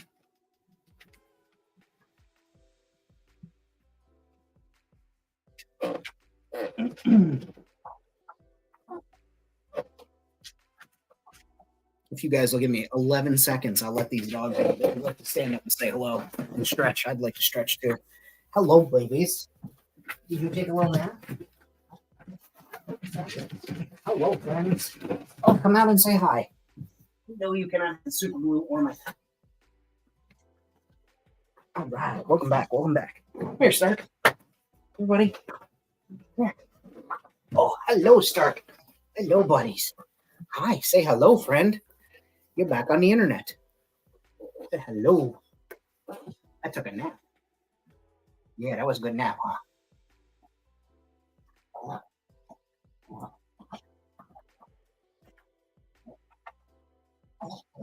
All right. Yeah, man. What are you doing? I have a hat here that's for Wentzilla, and Cowman just seemed infinitely fascinated with it, and I've had to like talk him away from it quite a few times. No, you cannot have it, buddy. Okay. Just wipe that down. We love the animals, and I love the animals too. They're good babies. Please do not eat my gimmick Star Wars stuff, please. Thank you. I love you. You're beautiful. So I'll get some black on there. You know what? I'll go give it a once over with the old sanding stick here, just to make sure that there's plenty of tooth for the paint.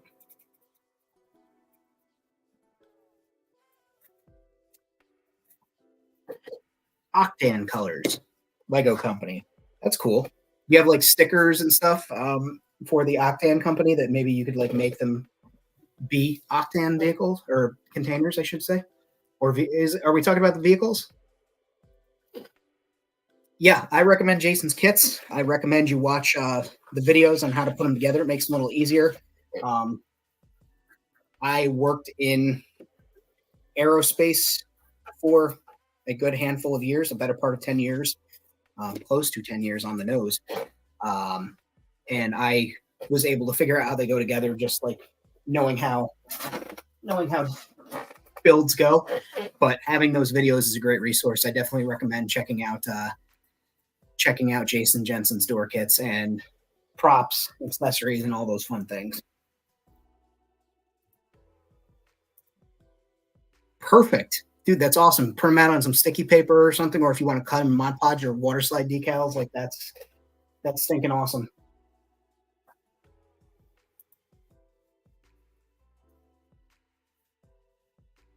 Cowman, you're a goofy boy. I have a lamp over there, new lamp, and he just walked right up and put his whole face inside the light to like see. Silly boy.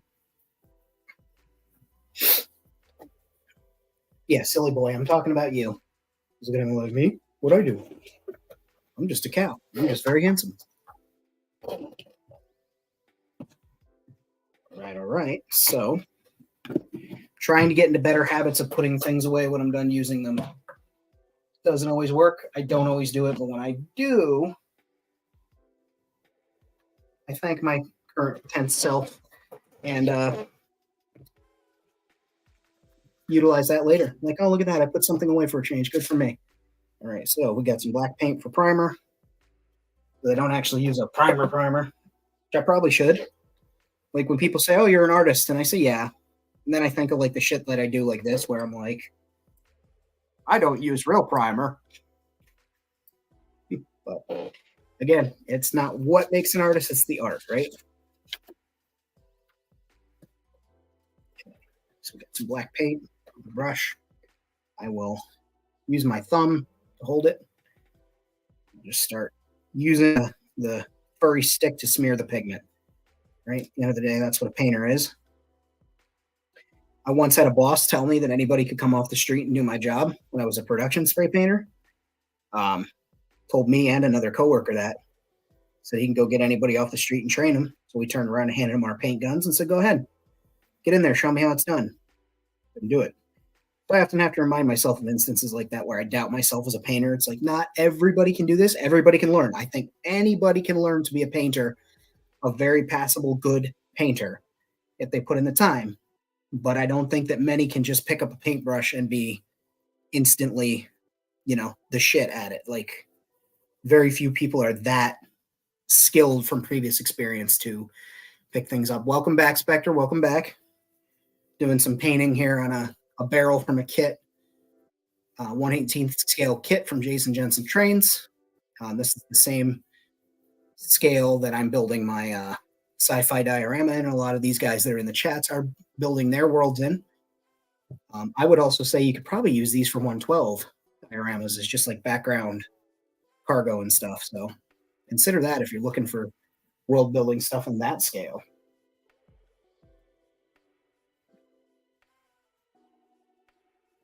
Okay. Getting close to the bottom now, and I'm just, like I said, I use my thumb to go in the bottom of the barrel. I always clean out all the extra sprues that are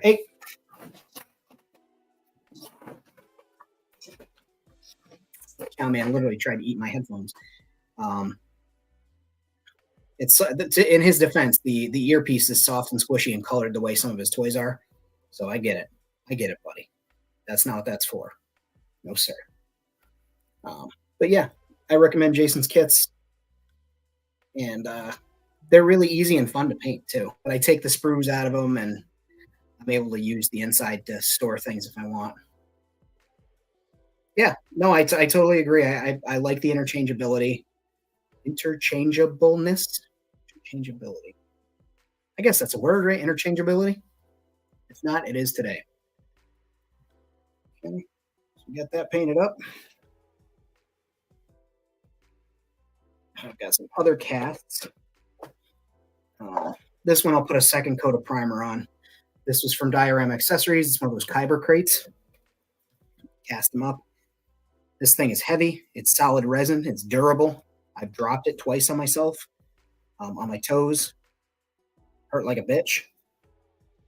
Not gonna lie to you. I might have said some bad words. Um, Not me, not Famine. He don't swear. He swears all the time. Modularity? No, it's not the word, but that's a good word. I feel like George Bush, strategery. Okay? We're working on some strategery here.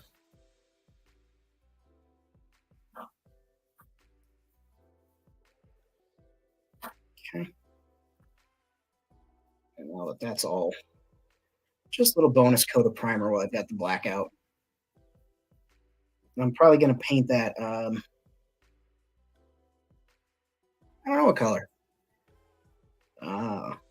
Like on the one hand, I want it to be like I thought about like a DeWalt toolbox, they're like yellow and black and cool and rugged looking. And then the flip side is I don't want it to look exactly like a DeWalt toolbox, right? So I don't know what I'll do yet. D&D maps, probably not to take business away from Jensen because that's not what I want to do. But if you're looking for like smaller things that are more 28 millimeter size scale, check out a guy on Instagram called Diorama Accessories. He does castings of pieces, and these are much smaller barrels. They would probably be closer for 28 millimeters. I'm just using them as like little cargo pods. They're also things that need to be primed up, which is why I'm taking them out right now. But, we like to help everybody in the community. And if you're into a hobby that's a different scale or whatever, count in. What are you doing, bud? What you doing, sir? You laying down? You can lay down. Sorry about that. Catman was he was posing very funnily. I thought he was going to the POTTY on my pillow. That would have been an old picture wrap on this stream, but it wasn't. Good boy. But yeah, these bad boys here are good, and they're nice, good casts. A little bit of cleanup on the mold lines. If you care about that type of stuff, I like to take it off because I dry brush. You've seen my painting methods here on the channel, or if you haven't, that's the majority of what I do is dry brushing. So I like to, any high points that don't need to be there, that I don't want to stand out, I'll go and clean them up. Just use a little X-Acto knife, and that page is Diorama Accessories. Diorama_accessories.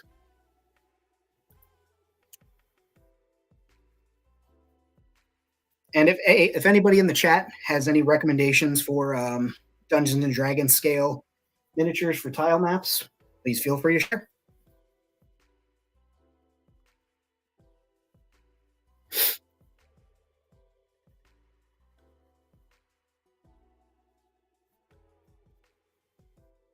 I don't trust most people who don't swear, Anthony. I have had a couple of people I know who don't swear, and then when they finally do swear, it's just so bizarre to me that I'm like, oh, I liked it better when you didn't swear. I can help but curse.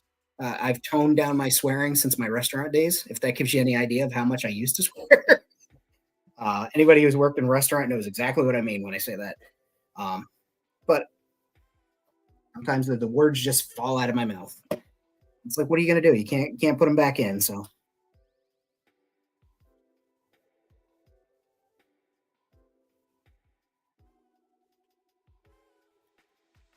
just clean that up a little bit more. Nice. Of course I was.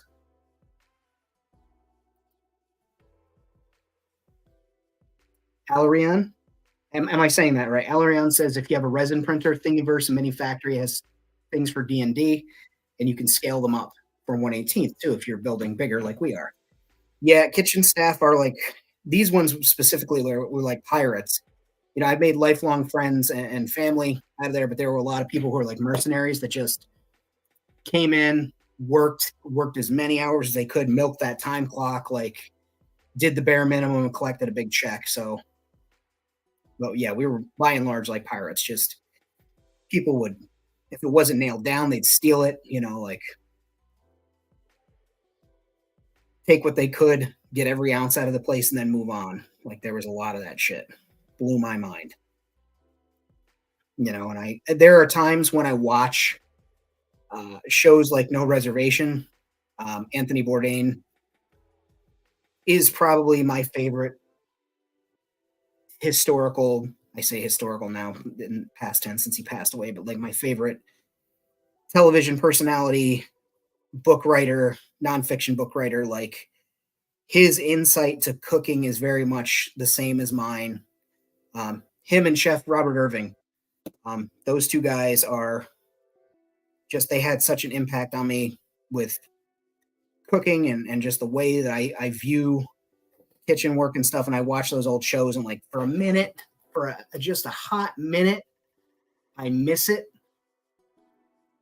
And then I remember I can feel my fingertips.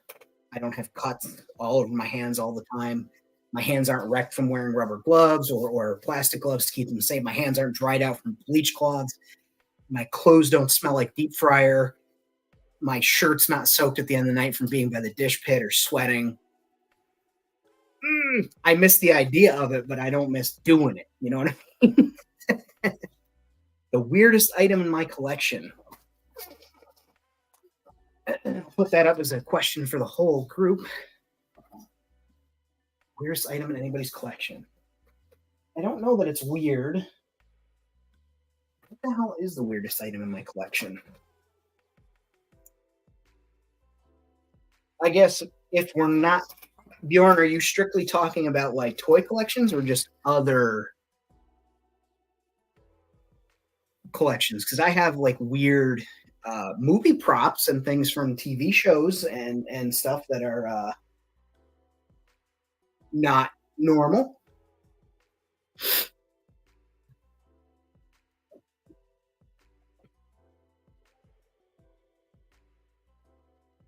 I've got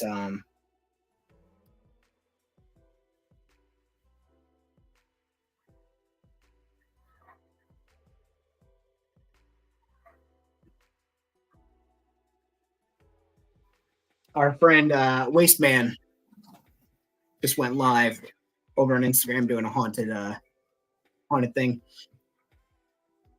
So I wanted to pop that in there. The weirdest film prop or TV show prop that I have some Bibles from The Man in the High Tower on Amazon from the big like book collection and burning scenes in the show where it was outlawed and people had them hidden. One of the prop collectors was splitting up the giant lot that he won, and I picked them up because it's a really good show, really interesting book, and I wanted to have something from the program, and it was in my price range. I have parts of Matt Damon's stunt kit from Elysium, from his mech armor. I have the hand plate, one of the pieces of armor. One of them is Hero. The other two are the stunt plates, and then I have some of the bandage from the lot from multiple scenes where he got unwrapped after he got fixed up. That's one of my favorite sci-fi movies. And then weird would be that's the best. Oh man, that is the best. Eye patch made of gauze pad and some surgical mask. Hey, if it works, it works, right?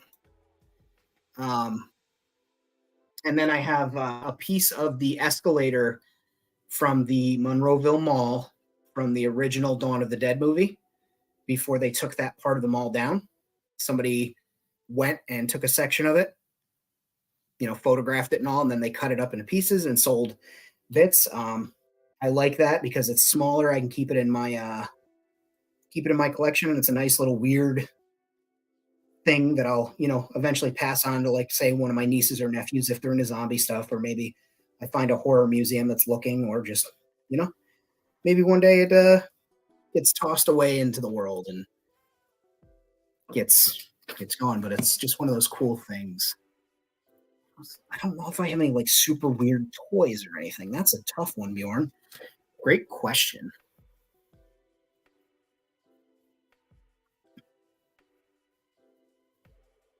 I have a random signed photograph of Chuck Norris. My mother gave me, or rather, my mother got for me and then took it back, and then, you know, went ahead and I took it back for myself, and now it's in my possession.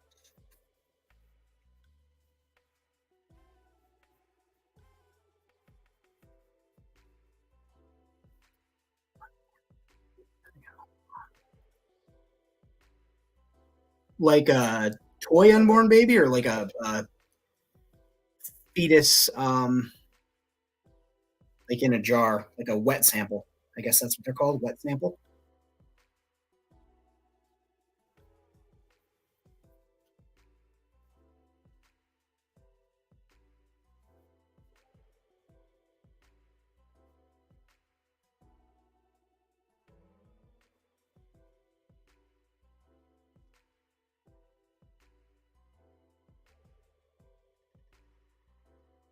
I don't have any wet samples. I do have bones and skulls and stuff because, again, I'm into that spooky shit and weird, like, macabre stuff. I used to be in a doctor's office. Okay.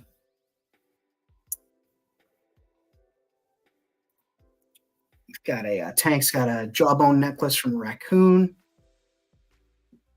Norse, particularly weird. Dude, there are people that have, you know, crucifix necklaces and things like that that are carved out of bone, uranium glass, things like that. So nothing any more stranger than a set of rosary beads made from polished bone, I think. Trying to think. I collect antlers. I buy them second or third hand, or if I find them, I collect them. But knowing, so a lot of the antlers I get are people's mounts. I have no way of knowing whether they were hunted mounts or if they were found mounts. But weird. So you live in Salem. You can't tell me you don't have some weird shit. Like, or maybe you can. That's fine. But I've gotten some oddities in Salem before. But yeah, I collect antlers, and like I said, I don't know that a lot of them are not hunted collecting versus found. But anytime I can find like second or third hand antlers, I scoop them up. They're great for artwork. They're great decoration. Um, if I ever get back into knife making, I have a slew of handle material that I can choose from. Especially, I try and buy ones that are weird, uneven. Like if there's a 3-pointer on this side, like a 2-pointer over here, like 1.5, and just try and pick up odd. Weird here is too normal. That's fair. I'll have to touch base with you the next time I'm headed to Salem. Maybe we can meet up at the toy store and chat it up if you're interested. I always like to meet people in the community and shoot the shit.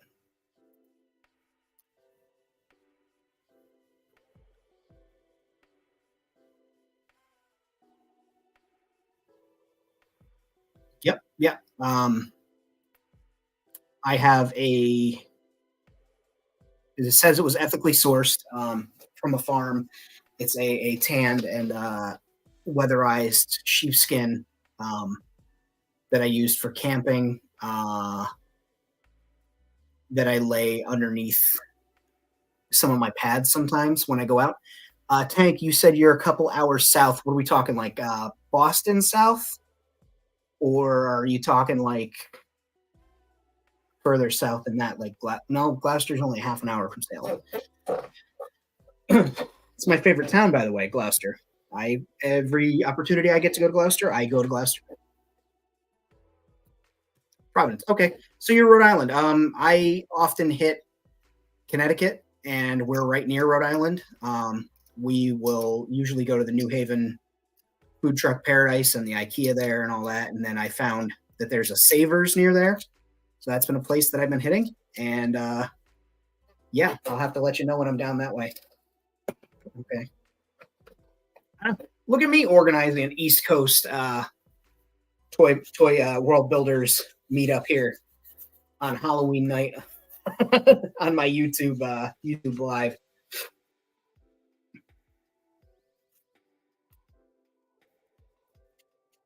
But we do go to Salem pretty often. We go to Boston, Kowloon. Kowloon is my favorite restaurant. We go there probably 2-3 times a year, sometimes 4. East Coast. I love Kowloon. It's my favorite place to go, favorite place to eat. I'm bummed about the changes that are going to be going there, but the family has always been super nice to me. I wish them nothing but the best if they eventually do go through with those rumored plans. But, so, I do hit the East Coast pretty often, but yeah, Gloucester, favorite town in the world. Go there every opportunity that I get.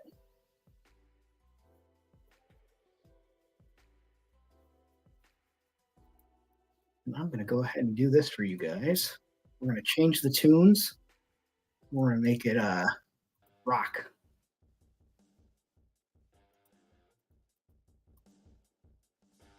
Okay, there we go.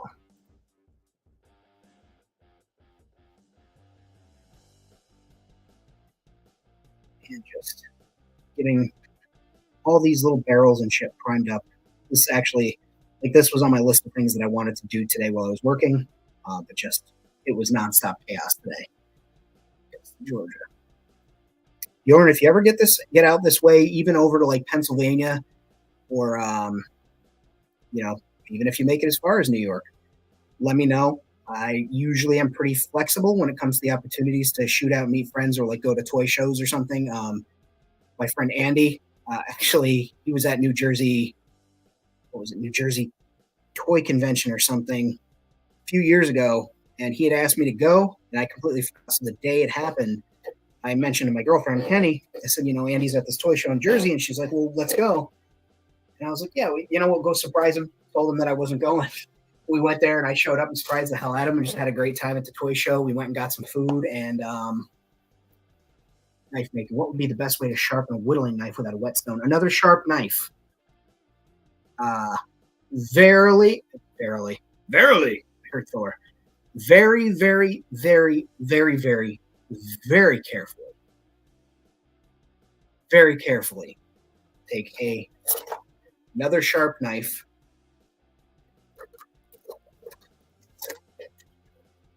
There's an expression, iron sharpens iron. Blade away from you. Blade this side. Come in at a 45-degree angle. And you go like that. And what you're doing is essentially you're pulling the tiny bends and burrs of the knife against that sharper blade, and it's slightly dulling the sharper blade, but it's also slightly sharpening the other blade. Iron sharpens iron. I had to do that a couple of times in the kitchen when the knife sharpener mysteriously disappeared, because again, people are pirates. They will steal anything not nailed down. And you literally are taking 2 knives and essentially utilizing the blade to sharpen the other blade. Now, I use a knife sharpener for my craft knives. This is here we go. Tips with famine.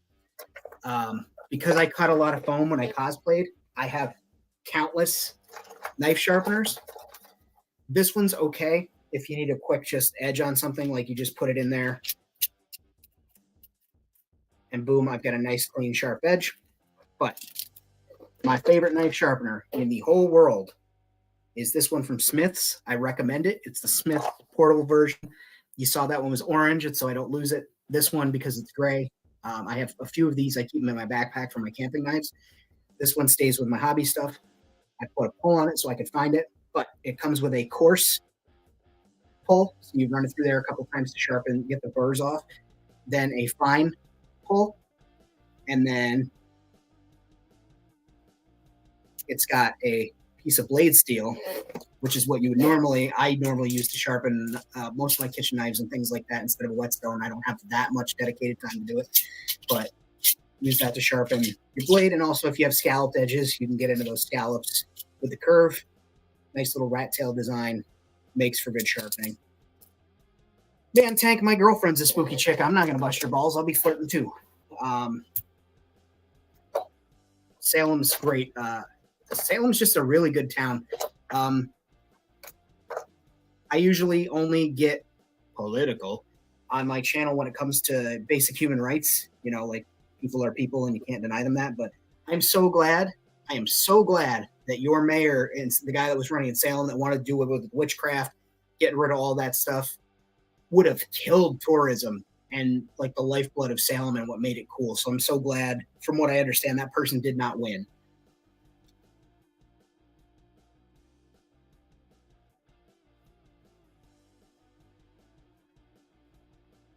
I'm just touching up there where I touched it with my giant fat grubby fingers.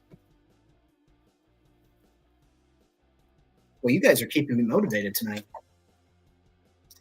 I need to go to the Pirate Museum and pick up. They had a few replica flintlocks at really reasonable prices, and I wanted to replace mine for Jack Sparrow, for my Jack Sparrow cosplay, and just like my collection of pirate props. They have a cutlass and a couple other things, and I didn't want to get a 3D printed version of his. I wanted something that was a little more substantial and, you know, neat looking, and they had it, and I was there, and I was like, oh, I'll get this, and then I just forgot. Absolutely, Spectre. And just be careful, as anything with knives, any type of sharp shit at all, just be careful. Use your head. Don't cut towards yourself. If you think that, you know, it's dangerous, it's probably fucking dangerous. Don't do it. Don't be afraid to request somebody assist you. Like I always say, do as I say, not as I do. In my videos, you'll see me cutting towards my finger or like this. It's because I was raised and learned to cut things that way. It's not something I recommend people do. I recommend people cut away from themselves. But so do as I say, not as I do with that. But like, yeah, always. You can also go talk to somebody who like works at a hardware store. Usually they have a person that does chainsaw sharpening and stuff that would gladly teach you how to sharpen things. I have a black powder rifle. It's a junior model, but it's a black powder rifle. I always wanted to give it a wooden stock. Instead, it's got a carbon stock. I took it as payment for something. I can't remember what. The other guy got his as a payment for a job that the person didn't have any cash and was like, hey, you know, I got this. Would you take that? And the guy took it, and then he didn't have anything to do with it.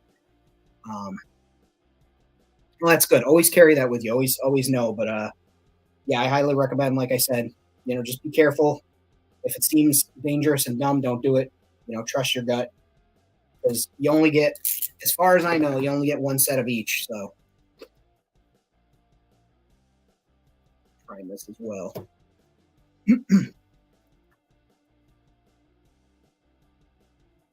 I haven't been to the art gallery, Anthony, but I have seen all the street art that they have displayed there. And I've also seen the like the artwork on the alleys. One of the things I love about Salem, and I have a personal Instagram account that's just like, you know, close friends and family and shit like that. But going around and taking pictures of the stickers that are all over on like lampposts and stuff brings me so much joy wandering around Salem. And like I'll get lost because I'll be standing there just reading them all because there'll be some up top and just going down. And like I see every once in a while a couple of New York. Oh, they run the art gallery. Okay, yeah. Every time we've gone there, they've been closed because they close at like 5 o'clock or some shit like that. So we always get there later in the day. Our fault. One of these days we'll get there. But yeah, I'll every once in a while I'll see a slap from like a New York City graffiti artist that I know or that I've been following, and I'm like, and I take a picture and tag them, and they're really cool. Like I like that shit. I've done the Witch Museum a couple of times. I did the Pirate Museum. Bit Bar is fun in Salem. I haven't been to the new location yet since they moved. Firehouse Pizza They're an okay slice. They're not a New York, it's not a New York pizza, but of course they get threats because people are fucking assholes and stupid. Bunghole Liquor. And ladies and gentlemen, yes, I did say Bunghole Liquor, but that is bunghole, the item in the top of a barrel, liquor, the drink. Bunghole Liquor. There's a store there called Bunghole Liquors. And they sell shirts and stuff, and it's the best. Always to hit up Die With Your Boots On. They've got some cool accessories. I wish they carried more shit in my size, but that's, not everybody can afford to have, anything bigger than a 2X or a 1X in some cases, but neither here nor there. Cool store. Great stuff that they're doing.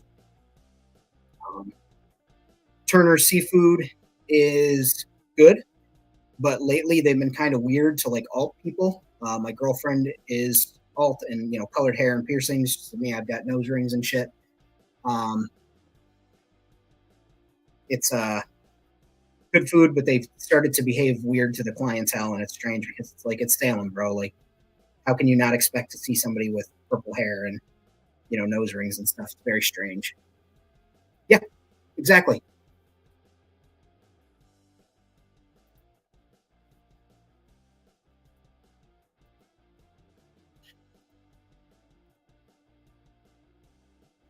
Hey, man, trust me, if I could, I'd live in Massachusetts. I've said that before. Like, I'd love to retire to Gloucester and be so close to everything, but I was looking at the prices of just single bedroom homes, even in the township of like Essex, out around that way, and it's $1 million starting cost. And I even at retirement, I don't think I'd ever be able to afford a $1 million home or a piece of property out there, which is a shame.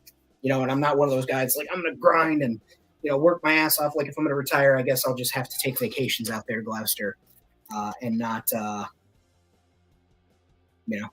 not live there. Yeah, I'm very fortunate that I own my home.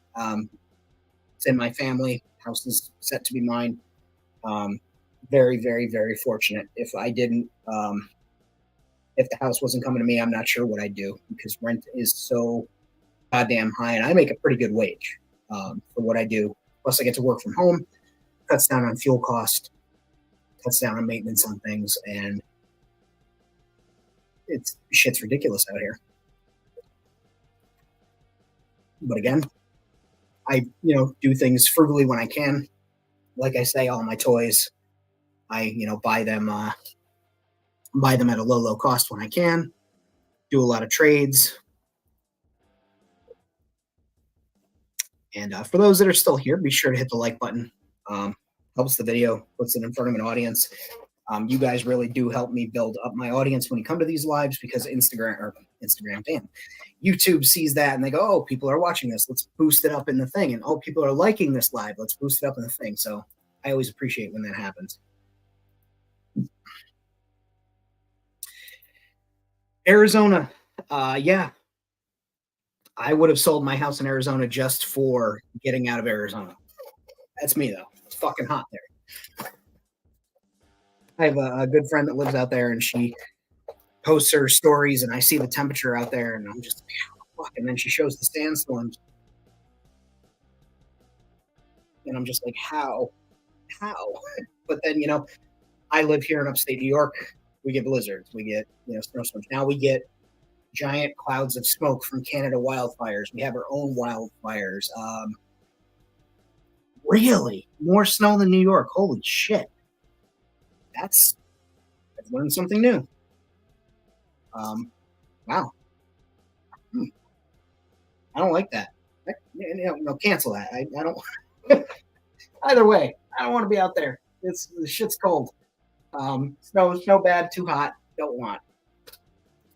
I'm a big guy, and the heat is rough, but I feel like I'd rather have. This is one of those weird things where it's like, am I imagining from my childhood this thing, or was it really like that, right? When I was a kid, I remember our summers were like 80s, if it hit 90, that was a big deal.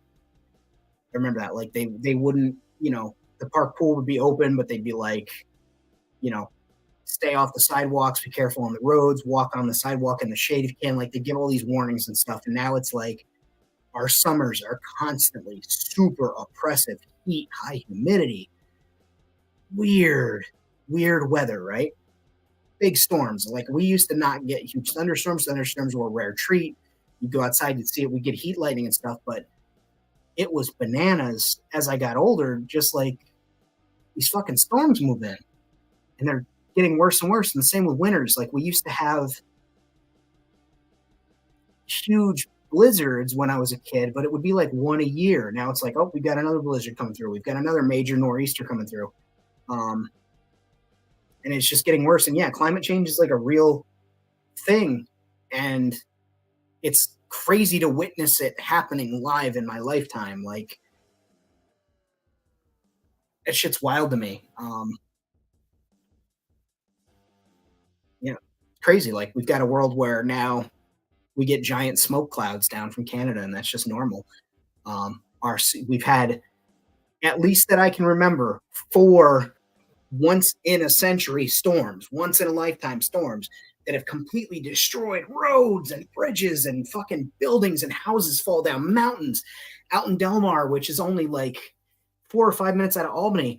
I remember watching a house. My grandfather and I went there to see. He was a building inspector, so he kind of like could warn us to places where we maybe shouldn't have been. And watching a house, because the water level had risen so high due to flooding, fall off the fucking mountain. And now they've shored it up and built a car wash there. It's like they were complaining about the weather and the erosion. I'm like, do you guys not remember like 15 years ago, 20 years ago when this house fell off because of this? Yeah. Kid, we'd have snow.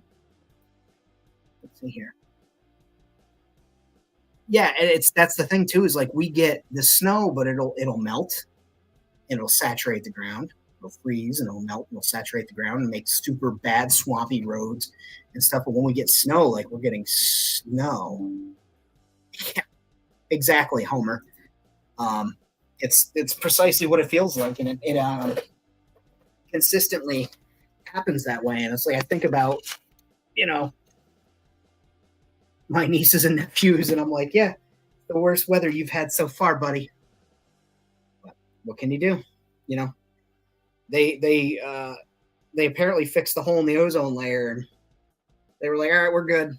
So the rest of us now have to tolerate whatever happens next. Wild. Shit's wild to me. I don't think, Valerian, I don't think I've ever seen snow in Massachusetts. Like, well, that's not true. When I was a kid, we used to go to the Big E for the train show in January or February, and there would be snow on the ground then. But like, I've taken a couple of trips, just road trips, drive out to the coast and back, because I like driving and riding in the car and getting out that way. I don't think I've ever seen snow in that end of Massachusetts. Yeah, right? Get up there with a pin and just start fucking around and have somebody stand outside with hairspray.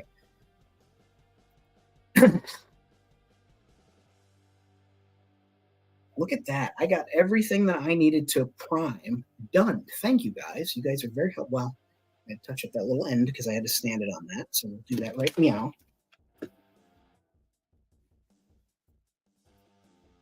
But yeah, it's good to know there's so many people on the East Coast. Maybe we'll have to do a connection at like one of the bigger toy shows in the area, like over in Massachusetts or something, or down in Connecticut. That's also Rhode Island area, here in New York.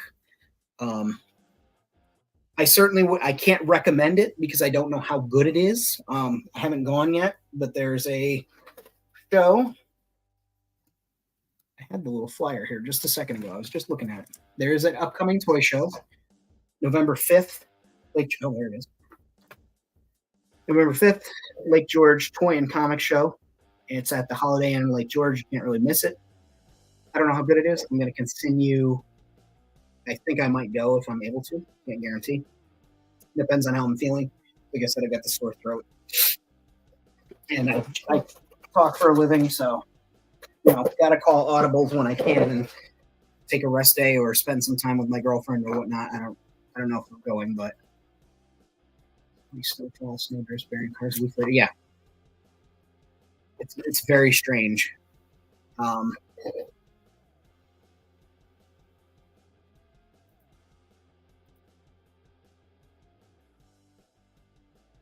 for now, see, that's the good thing is more and more people are getting in this hobby and really pursuing it. So it's like there's more and more people who are interested in looking to connect with other people that are doing it and want to talk about the hobby, talk about the craft, and that's a really fucking cool thing. So just think, maybe soon you'll meet somebody else up who's in the same town, or maybe somebody will come in the toy store and be talking to you about it, and you're like, bam, guess what, motherfucker? I'm your guy. I know some stuff. Let's be friends. I mean, I don't recommend swearing directly at them, like right off the bat, unless that's your jam. Then hell yeah, if that's the kind of crowd you're looking for, go for it. But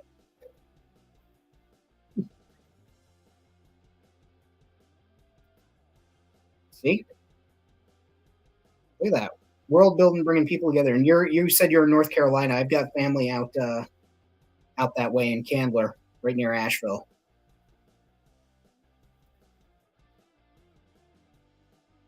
If I ever get back out that way, they always come here for the holidays and stuff. So I don't do.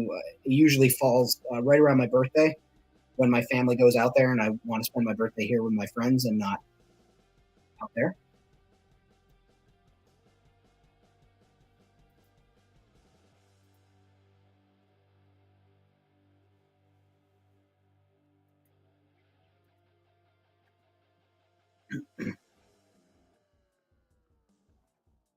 Nice.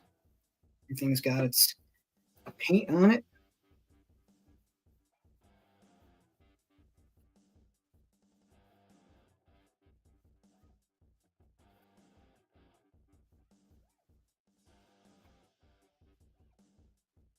Getting any areas that I missed here. Always want to make sure. Lid. Cool, cool, cool.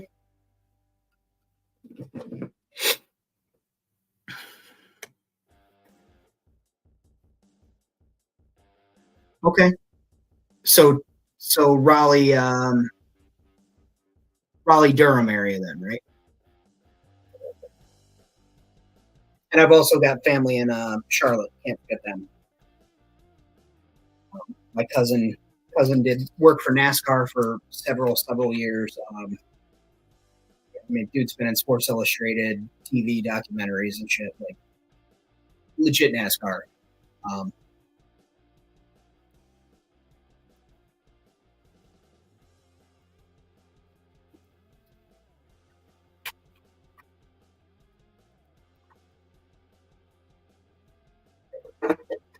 that's why I like doing these lives. You know, it's not precisely face to face, but I get to show my face and I get to talk. I don't go out as often as I used to, again, because of that. My partner is susceptible to. As far as COVID goes, I am in a risk category because I'm a fat fuck.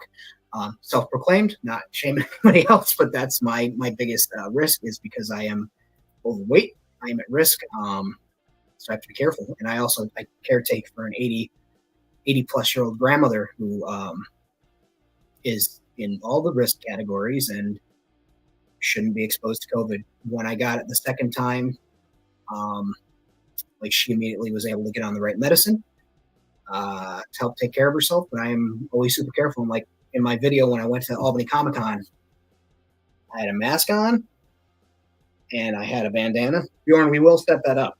That's absolutely going to happen. I had a bandana on over my mask, hand sanitizer as soon as I left the place. Made sure I didn't touch any like handrails or anything like that. Everybody has fist bumped. Usually when I'm at ToyCon or Comic Cons and stuff, it's like hug and all that stuff. And yeah, taking care of our family members that took care of us is important. My grandparents always took care of me when I was little, and so just we're careful. Yeah, my girlfriend has fibromyalgia. So anything that hits her, uh, there are hundreds of symptoms of fibro. It is a nightmare. I don't wish it on anybody. I feel empathetic to the highest degree. Like anything that hits her hits like a Mack truck versus when it hits me. Um, so just being precautious for that, precautious, taking precautions for that. And like I said, also my grandmother, just with her being older and in the risk groups, got to be careful. That is a very sweet thing to do. My grandparents raised me. They took me in when I was 13. Um, and they've just been like the one rock in my life. So anything that they need, I'm there for. My grandpa passed away. Um, on my mom's side, her husband, and that was 8 or 9 years ago. And I moved back home to help keep an eye on her because I was here. So I, you get where I'm coming from when I say it was funny. It was funny when my grandfather passed away. I was staying here so much in my old room, which is this room now. I was staying here and it was like 2 or 3 months, and I realized like I had been to my apartment maybe 3 or 4 times. So I was like, okay, come home, stay here, help. And then with just her getting older and her health getting to where it is, she needs help. Her hands don't work as much as they used to. Lungs are not great. Old age. So even little things like washing dishes and stuff, infinitely helpful. Taking out the trash for her, infinitely helpful because you can't pick up the dishes and put them on the shelves. Can't lift the garbage bags out. So being here for her is important to me, and also it helps me take care of the home and keep an eye on things. Affords me a lot of opportunities because again, we talked earlier, like this housing situation and cost of living is no joke right now. And yeah, being single, I guess that's a perk. I feel you, um, but I mean that's I guess it's not a perk that you might die. um,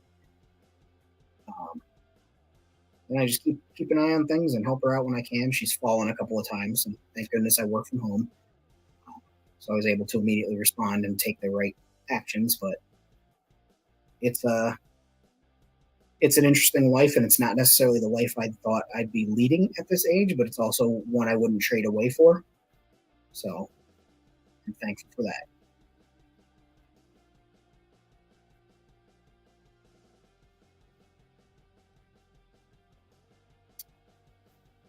Yeah, broken bones are no joke, man, especially at that age. I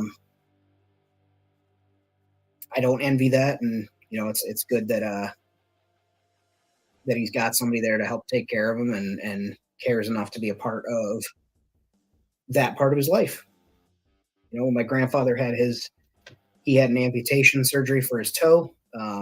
He was on kidney dialysis, and there weren't many of us who were there for him.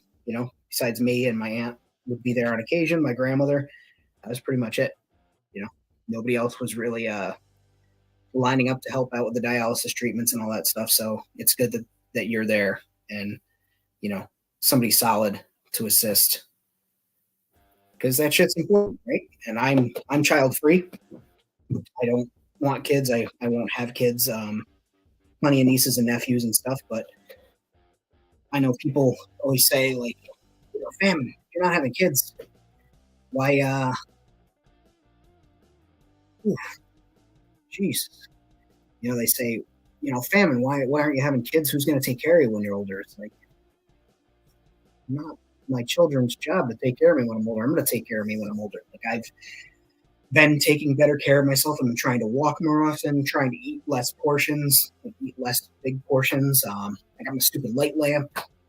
It's supposed to help me with seasonal affective disorder. I take vitamins now. I exercise. I work on my mental health. I'm active in my community. They say that's a good thing. And so when I get on here and talk with you guys, because again, I started Gimmick as a mental health project during the pandemic, and yeah, and I had a vasectomy too. So like the machine shop shut down, factories closed for business. There ain't no babies. Um, you know, whole factory shut down. None over here. Yeah, it's getting colder here, so I like have to sneak my walks in during the day. And the dogs hate wearing their harnesses, and they hate walking all three of them at the same time. So getting them out for walks is like pulling teeth. So it's usually just me, but I do what I can. Started lifting what weights I can access in my garage because we got some stuff out there.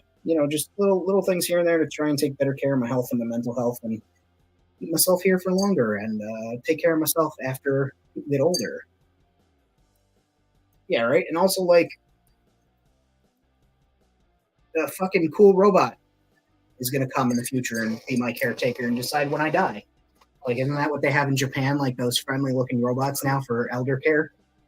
So I'm sure they'll roll that out in America and it'll be like, oh yeah, the health commission said that you are time's up. So fucking ED99 over here is going to put a pillow over your face and put you to sleep now. It's like, what are you going to do?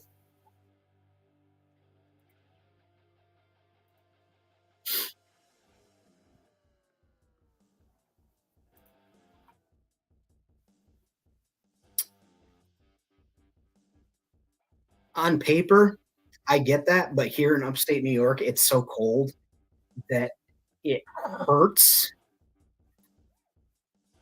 Hurts. So it's like I don't want to die. Yeah, I want to push. Listen, I have an inherent distrust for police. If anybody's followed me on Instagram for any amount of time, you know that I subscribe to ACAB, and that is a personal philosophy that I stand by. I've seen this robotic cop. I've seen those stupid rolling things in New York City. We have, and again, basic human rights. We've got money for robots. New York City has the largest police force. They have the equivalent of an army on their payroll, but we're going to buy robots to do the jobs. And we can't put better homeless shelters and take care of people. Irks the shit out of me. That's absolutely right. That is a platform that I stand on. Looks like I upset some people because our view count just dropped. But yeah, it's honestly, I'm not even joking. I saved this because I was going to make a rolling robot out of it, but it kind of looks like this. And it's got cameras on it and shit. And like, there's a few of them. They were going to try the dogs too, the Boston Dynamics units. ACAB stands for All Cops Are Bastards, or All Cops Are Bad if you're the news. What do you mean plug in my device? My device is plugged in. Oh, it's not plugged in because I disconnected it from my work computer. Oh, wondering why the screen didn't get right. Hang on, guys. There we go.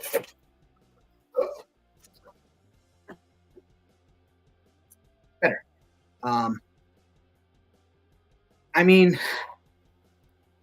in defense of the stupid robot being a threat, it looks like this and has no arms. Like, it's literally just a rolling camera that can report incidents and people can go to it for help and alert. Like, you would get the same thing if you put a phone, just a phone with a light, just called. I don't know. It's a very weird use of taxpayer money, and I'm sure they got a break on it to promote it and all this stuff. But like, we don't need robotic cops because what's going to happen is basically what happened in LA. They have all those delivery droids that drive all over LA and deliver food. They're starting to have gridlocks and stuff because the systems that navigate them don't take into factor other robots. So you've got roadblocks and shit. And yeah, they don't need consent if it's a robot getting that surveillance. But yeah, it's really weird. And people are going to figure out a way to utilize. Yeah, it's a dumb idea. People are going to find a way to utilize those robots in a bad way. Same with those walking dog robots. Like, yeah, they're neat on paper. I think they're cool as hell, but there are already military companies that are weaponizing them, and they don't subscribe to Asimov's 3 laws. So, what can you do? Same with drones. one of those things where they would be a useful tool. I almost bought. There was a crowdfund for a kit that was essentially it's literally like a, come here, sir. It's a Mr. Stark size, one of those Boston Dynamic robots with an arm that you could program, and you build it yourself and write the program. And on paper, it was really cool. And I was like, oh, it'd be like a droid. But then also like, I let one of them things in my house.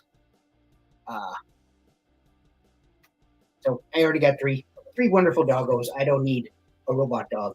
No, Stark. We see a robot dog. What do? We keep quiet and don't tell it nothing. They come back with a warrant.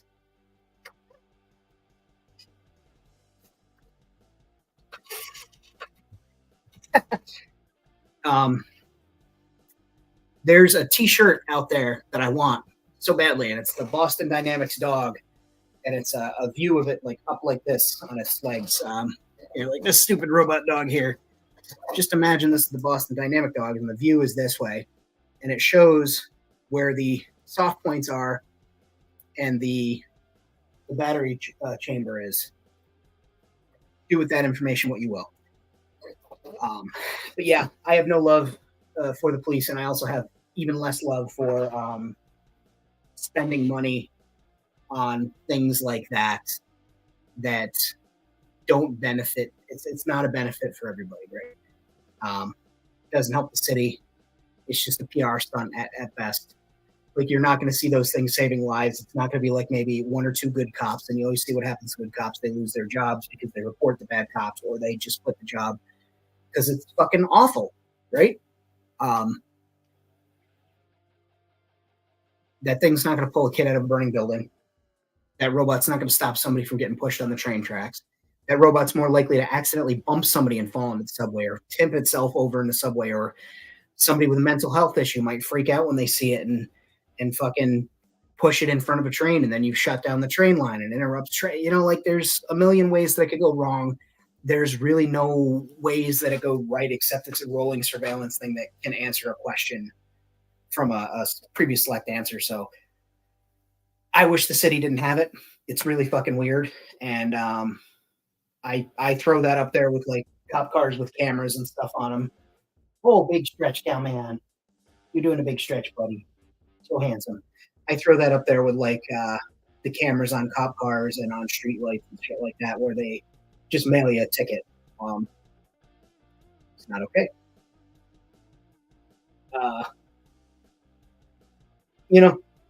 Alarian, there's plenty of resources out there on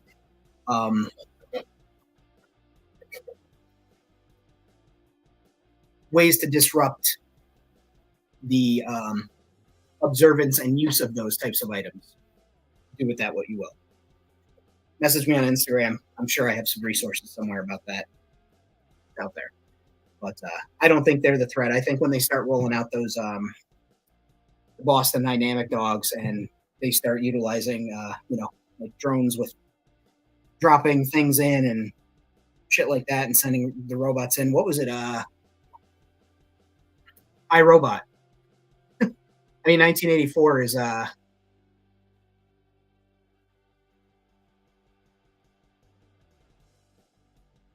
iRobot was basically the big warning about that. 84 was the surveillance thing. But that's actually a plot point in Gimmick, is there are cameras and there are observer droids. This was actually my first. Where are you, buddy? Here. My very first droid that I scratch bashed, and he is an observer droid. That is all he does, is wanders around and collects data and just keeps wandering. And that's still going to be a plot point, because it's like, where's this data going? Who's it for? Who's collecting it? Why are they collecting it? Why does this thing exist? If the robot is not malice, because it falls within the laws of being allowed to operate, what's going on with this guy?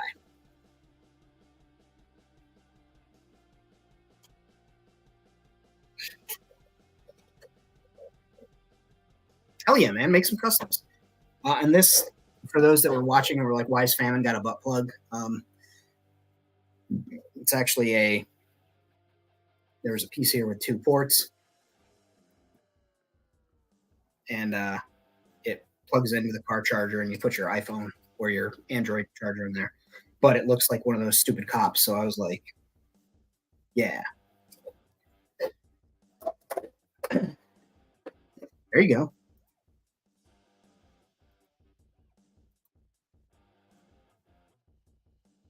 I watched Megan on 2x speed by mistake. And it was one of those things where I put it on, and for whatever reason, I think it was on Peacock, that it started to, don't you forget it. Happy Halloween.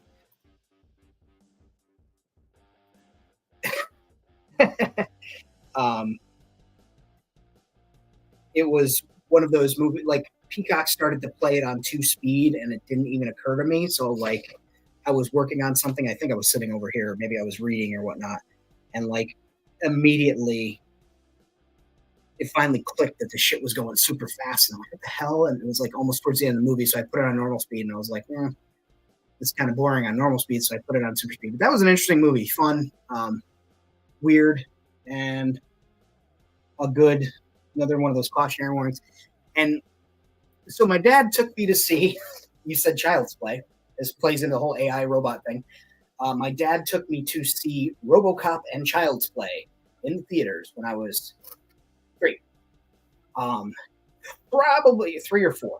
Probably affected me in some way, as my opinions of law enforcement and also robot dolls go. Probably had something to do with it.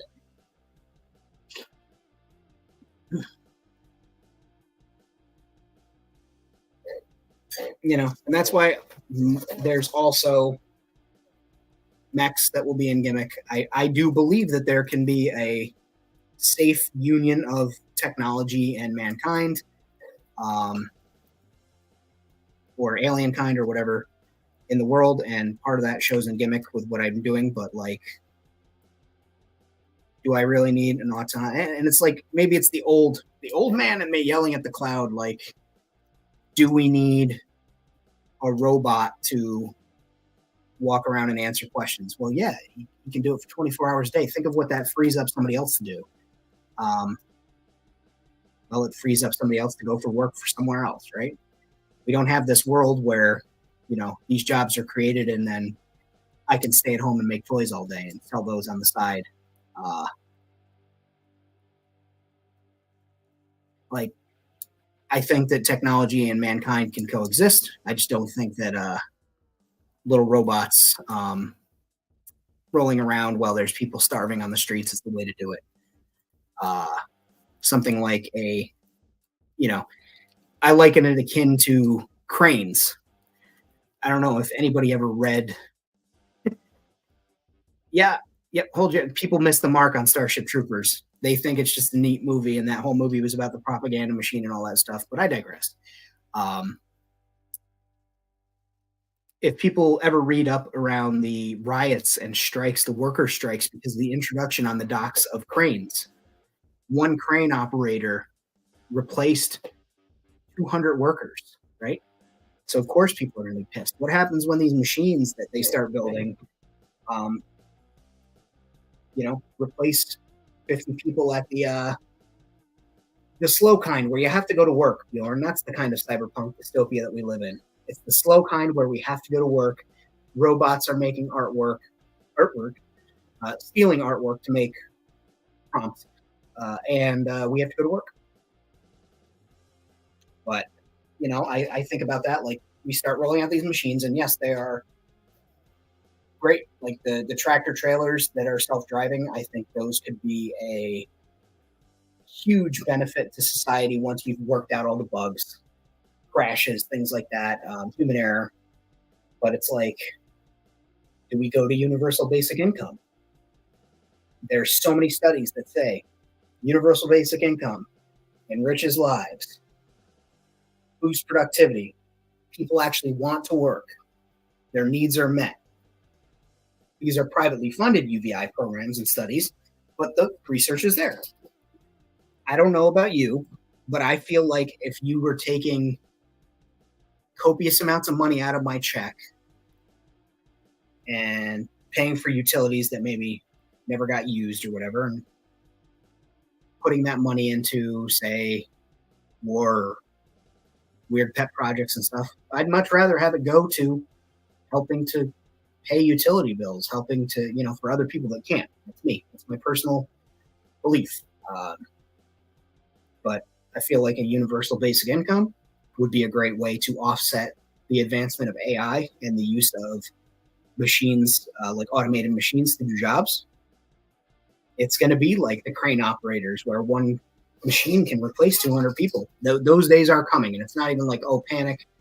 Uh, my job implements AI to audit our phone calls, to hear that we're saying the correct things to the customers, to catch the tone of the customer, to see what their thing. And it's like really weird to me because I don't think the machine can catch nuance. I don't think the machine. It's just really weird. But also, like, at the end of the day, this AI stuff isn't. There's no intelligence behind it. The limits of the intelligence is all human driven. So any information that it has access to is based off of human input. So even when it, you know, when it starts banging out complex mathematical equations, it's because those equations are already readily available to it to advance its, calculations. Same with the art thing. Oh, well, I type in all these prompts and spend an hour putting it into the system and change the words, and I get this gorgeous piece of art. Yeah, because this computer can go, I have access to every Google image search that's out there because we never did the work to, find artists who wanted to serve their work to the system. We just took it for free. And now we get people at Comic Cons, which is like my industry. I still do hosting. I still like to make appearances when I can, and judge contests. People showing up at cons selling artificial intelligence design, AI artwork as their own, passing it off as their own. That's disgusting. It's insulting. Like, that shit bugs me. But what what can you do except for call it out when you see it? That's one thing I will do. And just keep making art, keep the human part of artwork in. That's one of these things that I love this. Like, one of the reasons I love this. That's why I don't use like AI filters for my stuff. I think filters are actually designed by a person, right? It's not an AI prompt. Like, you can't type into the filter search and be like, I want a Wes Anderson inspired backdrop for this photo. Like, you can't do that. It's just literally like, oh, comics, and it picks up all the lines and draws it in dark, bold, like comics, like that shit. But I don't use that, right? I haven't seen The Creator yet. I wanted to go see it in theaters, but with COVID kicking back up and like literally the hospitals getting jam packed, I'm like, no, sir. I will wait for it on streaming. I'll watch it on the big screen TV with the good sound and enjoy it that way. But I just keep making my human artwork and enjoying interacting with other artists and people that put in their craft. Even the worst, and I say worst just subjectively or subjectively, even the worst maker is still making something. They're still a creator. You're still putting tangibility and skill and things, and you're learning as you go, and you're actually learning it. You're not just getting known knowledge into your brain. You're actually learning. Like, I wasn't born knowing how to customize. I wasn't born knowing how to make toys, do sculpting. I just had to do the shit. I had to learn. I had to watch other people. I had to practice. I had to make mistakes. I had to have, and art is subjective to begin with. I had to have my heart broken by my own artwork. I had to have failings. I had to have where I make something and it's beautiful and it's painted and I'm not paying attention. And I set it down in the paint booth and I reach over and I grab that can of clear coat and I, get so excited. Black spray paint because I put the wrong lid on. I had to learn lessons to make art, and I had to go back, and after I was, disappointed and waited 2 or 3 days for the paint to dry and didn't even want to look at it, go back and learn. And maybe I painted it a little bit better. Maybe I found some errors. I'm like, oh, I guess I can fix that up now while I'm there. Learn from art, and machines can't do that. So that's my little high horse soapbox narrative of AI art and these stupid ass droids. Like, I'm all for delivery robots. Like, if you live in a high volume city and you want to keep cars off the roads and utilize bike paths or sidewalks that aren't normally trafficked by people because everybody's driving, awesome. Same with drone delivery. I think that's great. As long as you're not interfering with flight paths, you're not like somebody's got to operate the thing. Somebody's got to make sure. Cool. But I don't need a drone cop.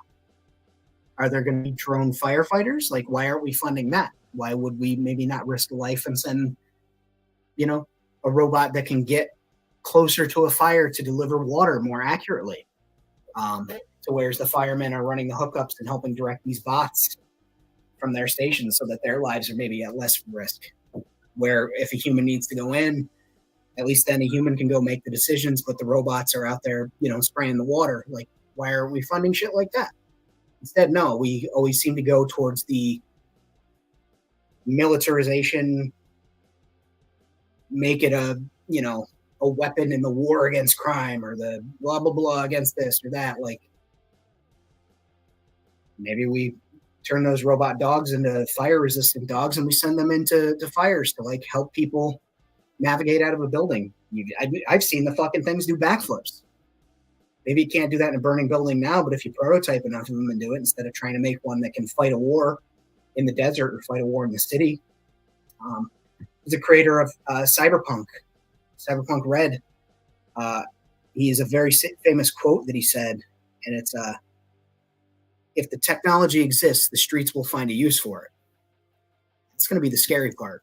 The first time a gang gets the money, or a crime family gets the money, or some ne'er-do-well terrorists get the money, and they get 3 or 4 of those things, and they have somebody who can program those things to do damage or carry a BOMB to a location that's dangerous. Like that shit's scary, right? I mean, can you imagine being in a building and that thing just walks through the lobby? You're going, what the fuck is this thing doing here? Thing keeps walking. Well, that was weird. No one's going to get in its way and stop it. You can't. It's just going to keep going. It's not like a person where if somebody comes in and you see that they have a device or a firearm or something, and you tackle them, wrestle them, or somebody could throw a chair at them, anything. Robot dog walks in, keeps going. All it's got to do is fall into the worst hands. And I don't say wrong hands because I don't think what they're doing with them is good, but it's very weird time to be alive. And there's droids out there like fucking R2D2 just delivering a Domino's pizza. And on one hand, I'm like, oh, neat. And then on the flip side, it's like, here goes a K2 unit with a cannon strapped to its back. They're showing off on the news this neat new toy. And it's the same dog that was pulling a rickshaw on pulling a rickshaw on Adam Savage's Tested. Like, it's very weird time. Like as a kid, I thought robot pets because anybody that grew up in the 80s and 90s remember those little robot dogs. They were at malls, toy stores. You couldn't even get them. They were so popular, and they were done up like the IMAX, so they had the clear ears of whatever color, so like orange ears or pink ears or blue ears, red ears, and they were like eye dogs.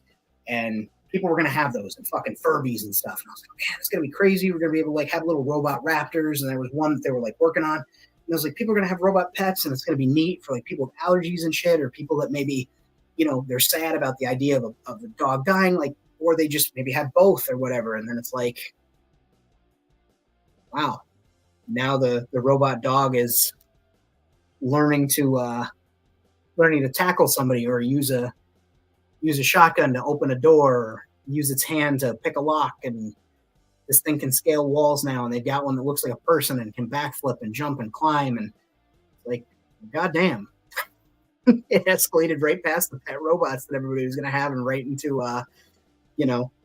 real steel. So it's a really weird time to be a millennial. Like I asked my grandmother, I said, is it really like weird? She was born in the 40s, and like seeing technological advancement fly like this, it's got to be weird, because you think about the gap of time between the Wright brothers making flight and us going to the moon, very small. Like in the grand scheme of things, very small sliver of time. Like that's wild. And then for her to be born, right, her family came over to avoid the persecution in World War II that was coming in the 30s. Came to America and made a name for themselves, made a family here in the States, and to now, like being this age and seeing like all the technological advances that have happened, like it's wild to me. And like her generation, they'd leave their front, not necessarily her generation because she was Czechoslovakian family. There was not a lot of trust during the Second World War of anybody that was Eastern European, even if they were English. Like it was very weird. They don't talk much about that. We were great allies in the English, but there was a lot of distrust. But like once that passed and got into the 50s and 60s when she was older and starting off her life and living at home, like people would leave their doors unlocked, leave their car doors unlocked. Neighbors would drop like a loaf of bread in their car if nobody's home, or bring it in and put it on the counter. Like I have to remind her to lock the doors and stuff because she just grew up with that level of comfort, and it's a very different world. Like I don't leave the door unlocked. You call me first, or you knock on the door. You don't just walk in. We also have a neighbor, unfortunately, who has Alzheimer's, and she's let herself in a couple of times while I'm working. My grandmother's not here. Can't have that. Heaven forbid she falls, accidentally lets the cat out, one of the cats out, or the dogs startle her, or I startle. She'll forget me often. My grandmother has to like remind her who I am. So heaven forbid I come out of the office to see somebody standing there. She doesn't know who I am. She starts screaming. It's a whole goddamn thing. I mean, recently she fell walking up a stair, 2 steps, and boom, fell. Looked like somebody beat the shit out of her. Felt so bad, but it's a whole different world now. Yeah, we make sure they're highly effective, and we don't give them cute personalities. They don't go Roger Roger. That's for damn sure. One of the short stories that is going to be in my next short story collection, probably come out after my novel, is about humans trying to develop robots to fight a zombie war. High science fiction fantasy short story, probably be about 15,000 words. It's going to be a little bit lengthier than my usual short stories, but I've had this cool, fun, scary idea of like that situation where we learn that you're throwing a soldier into the enemy's ranks as soon as they die, right? Okay, so what do? We can't raise the dead, but we sure can send in robots. Well, all the corporations want to make that war money and develop their robots, and as these robots are developed, some companies, roll their own units out during these situations and try and make things better, and some of them make them worse, and some of them interfere with other robots, interfere with other companies. There's a little corporate espionage that goes on in the story, but it's something that I think would make a cool zombie story. Is the idea that like companies trying to use robots in order to compete with zombies, and basically it's just people being people, humans being humans, and trying to one up each other to make that money. And it's should be an interesting story. But I have been here for 3 hours. My voice is shot. Like I said, I talk for a living on the phone, so I'm gonna go drink some hot tea. Probably burn my throat, make it even worse. I appreciate everybody who's tuned in. I appreciate you guys for sticking around. It was great meeting some new people. Alarian, thank you so much for stopping in. Glad to know that we've got some people here from my neck of the woods. Anthony, thank you for stopping by. Bjorn, as always, I'll put your tent back and I'll move it away from the dumpster. Let's see, we had like so many people stop by. Like, what a great show. Waste Man, he popped in for a moment. Just Tank was here. Thank you, Tank, again, for stopping by. I appreciate everybody coming through. Rad, thanks for stopping in and confirming your Canadianness. to make sure make sure that our friends up north know that they can join our giveaways. And Valerian, if you're home Friday over on Rad Toys, we do a live show every Friday night from 8 p.m. Eastern Standard Time. It's all about world building, customizing. You'll see a lot of the usual suspects over there. A lot of good chats and conversations going on. We get some fun going on. We bust each other's balls. We have a good time. It's Rad Toys, myself and Wensilla, the always talented gentlemen that make me look like I know what I'm doing. But please feel free to stop by. Also, feel free to stop by on any of the lives that I do. Oh, perfect. That's excellent then. Hit me up on Instagram. I believe I just started following your, I think you sent me a request while the show was on. If you guys like what you see, anybody that's watching the replay, thank you. You sat through 3 hours of me babbling about many things and painting things. So I do appreciate that. Happy Halloween. It's getting close to the end of the night. I hope you guys have an excellent, excellent evening. I hope the veil is thin enough for you to see some spooky shit. And yeah, we do accuse people of being a slasher, but hope you guys are well. Thank you again. If you want to support the channel and you want to know how to do that, there's multiple ways. You can like these videos. You can share them with your friends. I do have a Ko-Fi. Any donation or coffee, however you say it, I think it's Ko-Fi. Any donation that helps the channel going. I usually do use it for coffee, or an energy drink or something just to keep me motivated. It's a great help. Always appreciated, never expected. There will be a Patreon. It's just going to be, I think, $2 or $3 a month. That's it. I have it set up. I'm working on what I can do as a gift for subscribers and helping people out who support me. I want to do some shorts that are behind the scenes, mini vlogs, stuff of that nature. If you have ideas of what you want to see, you're catching this on the replay or once this video goes down, drop them in the comments. But as always, please take care. I hope you guys are well. Have a great night. Thanks for stopping by. Happy Halloween. And as always, we're going to hit you with a double tonight because it's Halloween. Double too sweet me. Be well, guys. Take care.